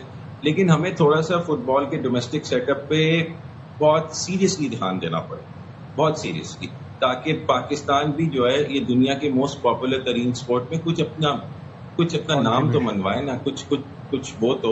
سیکنڈلی جہاں تک آپ کی فٹ بالنگ کی بات ہے, دیکھیں یہ سیالکوٹ میں جو فٹ بالنگ انڈسٹری آج سے تو ہے نہیں, یہ تو دنیا میں ایک بینچ مارک رہی ہے. فیفا کے ساتھ گلوبل فٹ بالنگ جتنے بھی ورلڈ کپ ہوئے ہیں گزشتہ ریسنٹ ہسٹری میں, اس میں پاکستان کی ہی فٹ بالز ہیں جنہوں نے مطلب اسٹیج کو جو ہے وہ سیٹ کیا ہے. اگر فٹ بال نہیں ہوگی تو پاکستان الحمدللہ ایک ایسا ملک ہے اس کا کہیں نہ کہیں کوئی نہ کوئی حصہ رہتا ہے. اور ان terms of quality obviously sporting industry ہے پوری سیالکوٹ میں. فٹ بالز جو ہے وہ یہ پچھلا ورلڈ کپ ہو, یورپین کمپٹیشن, تو فیفا کی ساری ٹورنامنٹس میں جو ہے دا ریکمینڈیڈ, چاہے کوئی بھی مطلب میں دوں گا کہ برانڈیڈ بالز ہوتی ہیں, جو بھی اسپورٹنگ کمپنیز ہوتی ہیں وہ بنواتی ہیں, وہ آبویسلی پریفرنس ان کی یہی ہوتی ہے کہ the best quality footballs come from Pakistan, تو وہ یہیں سے بنوائی جائیں اور پھر اس کے اوپر وہ اپنی برانڈنگ کراتے ہیں. اچھا, تھوڑا سا مجھے یہ بھی بتائیے گا, پاکستان کے اگر ہمیں ڈیموگراف کی بات کریں تو یہاں پر نوجوان طبقہ لائک مور دین 60%, اور اب ہم دیکھ رہے ہیں کہ وہ کرکٹ میں ینگ جنریشن تو اتنا زیادہ انٹرسٹ لے بھی نہیں رہی thanks to our cricket team performance. لیکن آپ کے خیال میں پاکستان میں فٹ بال کی طرف رجحان لانے کے لیے کیا کرنا ہوگا, گراس روٹ لیول پر کیا کرنا ہوگا؟ میں آپ کو بتا دوں, دیکھیں کرکٹ تو ہم لوگوں کے بلڈ میں ہے نا. میرا دل ٹوٹا تھا 1999 کا ورلڈ کپ کا فائنل جب ہم ہارے تھے, تب میں کرکٹ سے تھوڑا سا وہ بہت, اس کے بعد میں فٹ بال کا فین تو بچپن سے ہوں, تو میں نے پھر اور ویگرسلی جو ہے نا اپنا انٹرسٹ فٹ بال, آپ نے دیکھا آرسنل کی میں نے شرٹ پہنی, کل آرسنل پریمیئر لیگ چیمپئنز بنائے 22 سال بعد انگلینڈ کا. تو اب ینگ جنریشن آپ نے جیسے بولا جتنی بھی ہے, کیونکہ آج کل کی ہماری جنریشن کو کوئک ریزلٹس چاہیے اور کوئک وہ چاہیے, اس کا اٹینشن اسپین نہیں ہے اتنا. وہ نئی جنریشن 5 دن کے ٹیسٹ میچز نہیں دیکھ سکتے اور اس کے بعد ہو جائے, وہ 90 منٹ کا 180 منٹ کا فٹ بال کا میچ دیکھ لیں گے, وہ اس میں خوش ہیں اور ان کو ریزلٹ مل جاتے ہیں, ٹیم بھی سپورٹ کرتے شرٹ پہننے کو, یہ وہ انسٹنٹ گریف اور انسٹنٹ جوائے ہے ان کو. سو یہ اب جتنی بھی نئی جنریشن ہے اس طرف جا رہی ہے. کرکٹ دیکھیں ہمارے یہاں اب کچھ سالوں پہلے ہم نے PSL لائے, تھوڑا سا اس چیز کو ہم نے کیا کہتے ہیں فلیور ڈالنے کی کوشش کی, کلب کرکٹ کر کے, ساری ریجنل کرکٹ کر کے. لیکن آبویسلی قومی ٹیم کی پرفارمنسز ابھی گزشتہ حالات میں ایسے رہی ہیں کہ جو ہماری ینگ جنریشن اور پھر فٹ بال کی طرف جاتی ہے. جہاں تک ہمارے پاکستان کو کیا کرنا چاہیے فٹ بال کے لیے, میں نے جیسے ابھی پہلے بھی بتایا تھا کہ تھوڑا سا ڈومیسٹک سیٹ اپ ہمیں یہاں پہ لوکل کلبس انٹروڈیوس کرنے چاہیے, تھوڑا سا گورنمنٹ کو اس طرف دیکھنا چاہیے, PSL کی طرح لیگ شروع کرنی چاہیے. اور دیکھیں ینگ جنریشن پاکستان میں ٹیلنٹ بہت ہے, کسی بھی اسپورٹ میں پاکستان میں ٹیلنٹ بہت ہے, چاہے کرکٹ ہو, ہاکی ہو, I am sure football میں بھی ہوگا, اسنوکر ہو, ایک ٹائم اسکواش, ہم لوگ ایک ٹائم پہ 1994 میں پاکستان 4 ڈفرنٹ اسپورٹس کا عالمی چیمپئن تھا, جس میں ہاکی بھی تھا, کرکٹ بھی تھا, اسکواش بھی تھا, اسنوکر بھی تھا. تو ٹیلنٹ کی تو بات ہی کمی نہیں ہے نا, پاکستان از فل آف ٹیلنٹ. تو اگر پاکستان اس چیز کو فٹ بال میں بھی کرے, لوکل لیگز لائے, بالکل لائے, تھوڑی سی حکومت کی طرف سے سپورٹ ہو حکومت کی سطح پہ, تو آئی ایم شیور کہ جب ڈومیسٹک سیٹ اپ بنے گا, کلب فٹ بال کا رجحان بڑھے گا, تو پھر قومی ٹیم میں بھی خود آئے گا. پھر ہم اچھے کوچز ہائر کر سکتے ہیں. تو اس میں مجھے کوئی شک نہیں کہ پاکستان فٹ بال کی دنیا میں بھی اپنا لوہا منوا سکتا ہے. اور بالکل آپ صحیح کہیں, ڈومیسٹک سیٹ اپ بنانا چاہیے پراپر اس کی. اب لوکل لیگ سے پہلے ہمارے پاس گراؤنڈز ہونا بڑا امپورٹنٹ ہے. ہمارے پاس ایک فارمل ٹریننگ کیمپس ہونے لگنے چاہیے. ہم دیکھتے ہیں کہ لیاری میں بچے اپنے تئیں کام کرتے ہیں اور اپنی محنت کرتے ہیں اور اس کے ساتھ اپنا ٹیلنٹ منواتے بھی ہیں اور عالمی سطح پر پاکستان کا نام روشن کرتے ہیں. آپ کو کیا لگتا ہے گراس روٹ لیول پہ, ٹھیک ہے لیگز ہونی چاہیے, بٹ گراس روٹ لیول پہ کیا اقدامات ہونے چاہیے حکومتی سطح پر؟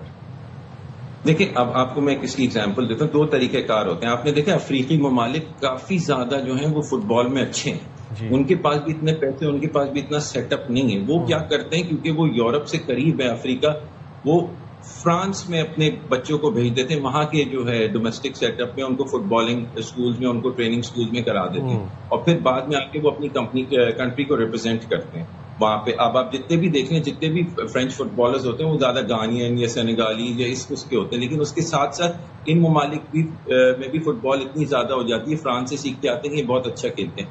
دوسرا یہ کہ اگر آپ سیٹ اپ بناتے ہیں آبویسلی تو, اور آپ نے جیسے بولا کہ جیسے دنیا جہاں میں کلب فٹ بال کا سیٹ اپ ہے وہ پرائیویٹ اونرشپ کے اوپر ہوتا ہے, تو وہی گراؤنڈز بناتے ہیں اور وہی پورے کلب کو اسٹیبلش کرتے ہیں اور وہ انڈر پرائیویٹ اونرشپ کھیلتے ہیں. اور یہ ہنڈریڈس آف ایئرس کا یہ سیٹ اپ ہے. ہر کلب کوئی 150 سال پرانا ہے, کوئی 200 سال پرانا ہے. اور یہ پورے یورپ کی میں آپ کو بات بتا رہا ہوں, ناٹ جسٹ انگلینڈ اور فرانس اور جرمنی, یہ پورے یورپ میں ایسے ہی کہ 100 سال سے زیادہ پرانے کلبس ہیں اور یہ پرائیویٹ اونرشپ بیسڈ ہے.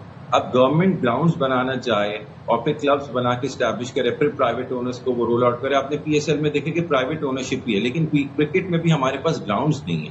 نارملی ہوتا یہ ہے دنیا جہاں میں کہ ان کے اپنے اسٹیڈیمز, اپنے گراؤنڈز بھی ہوتے ہیں.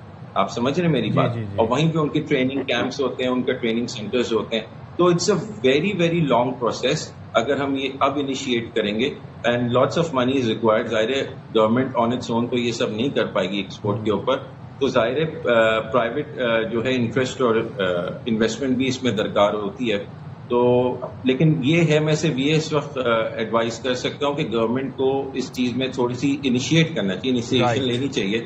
یہ ایک ہم لیگ انٹروڈیوس کرا کے پروسیس کریں, جیسے پی ایس ایل میں بھی بیڈرز آتے ہیں, پہلے پلیئر شروع کرتے ہیں, پھر سیٹ اپ پہ بھی آ جائیں گے. گورنمنٹ کو ایک کشن, ایک پش فراہم کرنا ہوگا, اس کے بعد ہم دیکھیں گے کہ یہ معاملہ آگے بڑھ سکتا ہے. تھینک یو سو مچ علی, بہت شکریہ. اور جناب فیفا ورلڈ کپ ہونے جا رہا ہے, لیکن آپ سوچیں کہ وار نے کتنا امپیکٹ کیا ہے کہ اس طریقے سے بکنگ بھی نہیں ہوئی, جبکہ 17 دن پہلے تو مطلب بکنگ فل ہو جانی چاہیے. جی بکنگ فل ہونی چاہیے اور ٹکٹ ساری فروخت ہو جانی چاہیے. لیکن دین اگین ابھی جو ایک گلوبل سچویشن بنی ہوئی ہے just because of 1% that's Donald Trump. اچھا, اب نیکسٹ جو ہماری سٹوری ہے وہ بڑی انٹرسٹنگ ہے, کیونکہ آپ کو پتا ہے جب ہم انوائرمنٹ کی بات کرتے ہیں, جب ہم بات کرتے ہیں فوڈ سیکیورٹی کی بات کرتے ہیں, تو پانی, یہ کہا جاتا تھا ایک زمانے میں کہ اب جو نیکسٹ وار ہوگی وہ پانی پر ہوگی. تو پانی کے حوالے سے آپ کو بتائیں کہ دنیا میں فی کا سب سے زیادہ پانی استعمال کرنے والے ممالک کی ایک نئی عالمی فہرست اور رپورٹ جاری ہوئی ہے. اچھا, اس میں ترکمانستان پہلے نمبر پر ہے, سب سے زیادہ پانی یہ لوگ استعمال کرتے ہیں. رپورٹ کے مطابق مونٹینیگرو دوسرے اور نیوزی لینڈ تیسرے نمبر پر ہیں, جبکہ امریکہ اس فہرست میں 5ویں نمبر پر ہے. رپورٹ یہ بھی بتاتی ہے کہ دنیا بھر میں تقریباً 17% تازہ پانی زراعت میں استعمال ہوتا ہے, جبکہ امریکہ اور دیگر صنعتی ممالک میں پانی کا بڑا حصہ صنعتوں اور پاور پلانٹس کی کولنگ میں استعمال ہوتا ہے. چلے, میں اس چیز کے بارے میں بڑا خوش ہوں کہ ہمارے ملک کا نام شکر ہے کسی فہرست سے پہلے نمبر پر نہیں ہے. پانی ہمارے ملک میں بہت ضائع ہوتا ہے. فہرست میں آذربائیجان, قازقستان, تاجکستان اور ایران بھی نمایاں ہیں. ماہرین کے مطابق کم آبادی لیکن بڑے زرعی یا صنعتی نظام رکھنے والے ممالک میں فی کس پانی کے استعمال کی شرح زیادہ ہے. اچھا, مجھے کہتی ہوں دیر از اے کیچ, پانی ہم لوگ ضائع کرنے والے ممالک کی فہرست پہ ٹاپ کر رہے ہوں گے مے بی, لیکن پانی استعمال, دیکھیے پانی استعمال وہ ڈفرینٹ طریقے سے کر رہے ہیں, ڈی سیلینیشن بھی کر رہے ہیں, بہت سارے آر او پلانٹس بھی لگائے ہوئے ہیں, تو اس جو ضائع کر رہے ہیں پانی اس کو اسٹور بھی کر رہے ہیں. That's why they are using more water. تو چلے جی بات کر لیتے ہیں اسی حوالے سے مزید بھی, لیکن یہ جو معاملہ ہے نا یہ ایکچولی میں بتاتا ہے, یہ آپ نے رائٹلی پوائنٹ آؤٹ کیا کہ یہ پانی استعمال کرنے والے ممالک کی فہرست ہے, پانی ضائع کرنے والی کی نہیں ہے. میں وہی حیران ہوں پاکستان کہاں پہ. کراچی کا اگر پورے پاکستان سے نام لیا جائے تو جس طریقے سے یہاں پر پانی ضائع ہوتا ہے, کبھی پائپ لائن پھٹ جاتی ہے, کبھی جی سیوج کا پانی جو ہے وہ مکس ہو جاتا ہے, بہت سارے مسئلے مسائل ہیں. ابھی بھی کراچی میں کچھ ایسے علاقے ہوں گے جو پانی سے متاثر ہوں گے. ٹینکر مافیا یہاں پر بڑا سرگرم ہے, تو لوگ خرید کر پانی پینے پر مجبور ہیں، جبکہ ہم جو ترقی یافتہ ممالک دیکھتے ہیں وہاں پر جو ٹیپ واٹر ہے قاعدہ لوگ اس کا استعمال کرتے ہیں. اگریڈ. تو جب ہم بات کر رہے ہیں انوائرمنٹ کے حوالے سے، انوائرمنٹ کو کنزرو اینڈ پرزرو کرنے کے حوالے سے، اور ہم نے آج بہت سیگمنٹس بھی کیے سیاحتی مقامات کے حوالے سے بھی، تو آپ کو پہلے ذرا یہ بتا دیں کہ ملک میں ایک بہت پاکستان میں خوبصورت سیاحتی مقام ہے جس کا نام ہے بابو سر ٹاپ. اب بابو سر ٹاپ کا ایشو یہ ہوتا ہے کہ بابو سر ٹاپ کچھ موسم میں بند کرنا پڑ جاتا ہے، کیونکہ یہاں پر ایک تو برف بہت زیادہ پڑ جاتی ہے، پھر دوسرا لینڈ سلائڈنگ کے خدشات بھی ہوتے ہیں. بابو سر ٹاپ ایک طویل ایک سڑک ہے جو کہ نیرو بھی ہے کافی، اس کی وجہ سے پھر لینڈ سلائڈنگ اور اس طرح کے خطرات کی وجہ سے، برف باری کی وجہ سے پھر اس کو بند کرنا پڑتا ہے. خیبر پختونخوا اور جی بی کو بھی ملاتی ہے یہ سڑک، اور بہت سے سیاحتی جو ٹورسٹ ہیں وہ یہاں پر بابو سر ٹاپ آنا بہت پسند کرتے ہیں. تو اب خبر یہ ہے کہ بابو سر ٹاپ کو عید الاضحیٰ کے لیے سیاحوں کے لیے کھول دیا گیا ہے. مزید تفصیلات بتائیں گے ہمیں طاہر شہزاد تنولی. بتائیے گا طاہر. جی بالکل سائم، یہ 7 ماہ کی طویل بندش کے بعد بابو سر ٹاپ کو باقاعدہ طور پہ جو ہے کھول دیا گیا ہے. آپ دیکھ سکتے ہیں کہ وہاں ہر طرف برف ہی برف پڑی ہوئی، اور یہ تقریباً 10 سے 15 فٹ کی ہائٹ پہ جو گلیشیئر تھے ان کو بھی کاٹ کے بابو سر ٹاپ تک روڈ کو کھول دیا گیا. اور یہ بہت سے سیاح جو ہیں وہ اس انتظار میں رہتے ہیں کہ بابو سر ٹاپ کھلے اور ہم اس خوبصورت راستے سے جی بی کی طرف جائیں، اور جی بی والے جو ہیں وہ اس راستے کو استعمال کرتے ہوئے ناراں آتے ہیں، اور ساتھ ہی جو ملک کے جو دیگر صوبے ہیں وہاں پہ ان سے رابطہ بھی بحال ہو گیا ہے.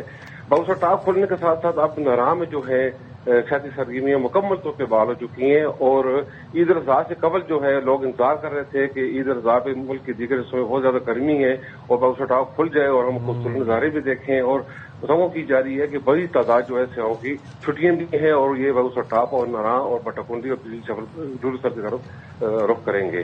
اس کے ساتھ آپ کو یہ بتاتا ہوں جو بابو سر ٹاپ کھلتا ہے تو آپ جو سیاحت سے وابستہ افراد ہوتے ہیں جن کا روزگار کے ساتھ وابستہ ہے ان کے چہرے بھی کھل اٹھتے ہیں کہ تو ان کے روزگار میں جو ہے وہ بھی اضافہ ہو جاتا ہے. اور یہ 7 ماہ کا عرصہ ہوتا ہے، اس کے بعد 5 ماہ تک جو ہے لوگ پھر دیگر علاقوں کو شفٹ کر جاتے ہیں. اور بابو سر ٹاپ کی خوبی یہ ہے کہ یہ ایک 13,700 کی فٹ کی بلندی پر یہ بلند ترین سیاحتی مقام ہے جو خیبر پختونخوا اور گلگت بلتستان کے سنگم پہ واقع ہے. یہ دونوں طرف سے جو سیاح جو ہیں وہ اسی راستے کو استعمال بھی کرتے ہیں اور یہاں کی جو خوبصورتی ہے وہاں انجوائے بھی کرتے ہیں. نہ صرف ملکی سیاح بلکہ جو غیر ملکی سیاح ہیں وہ بھی بابو سر ٹاپ کھلنے کے ساتھ ساتھ اب وہ بھی یہاں کا رخ کریں گے.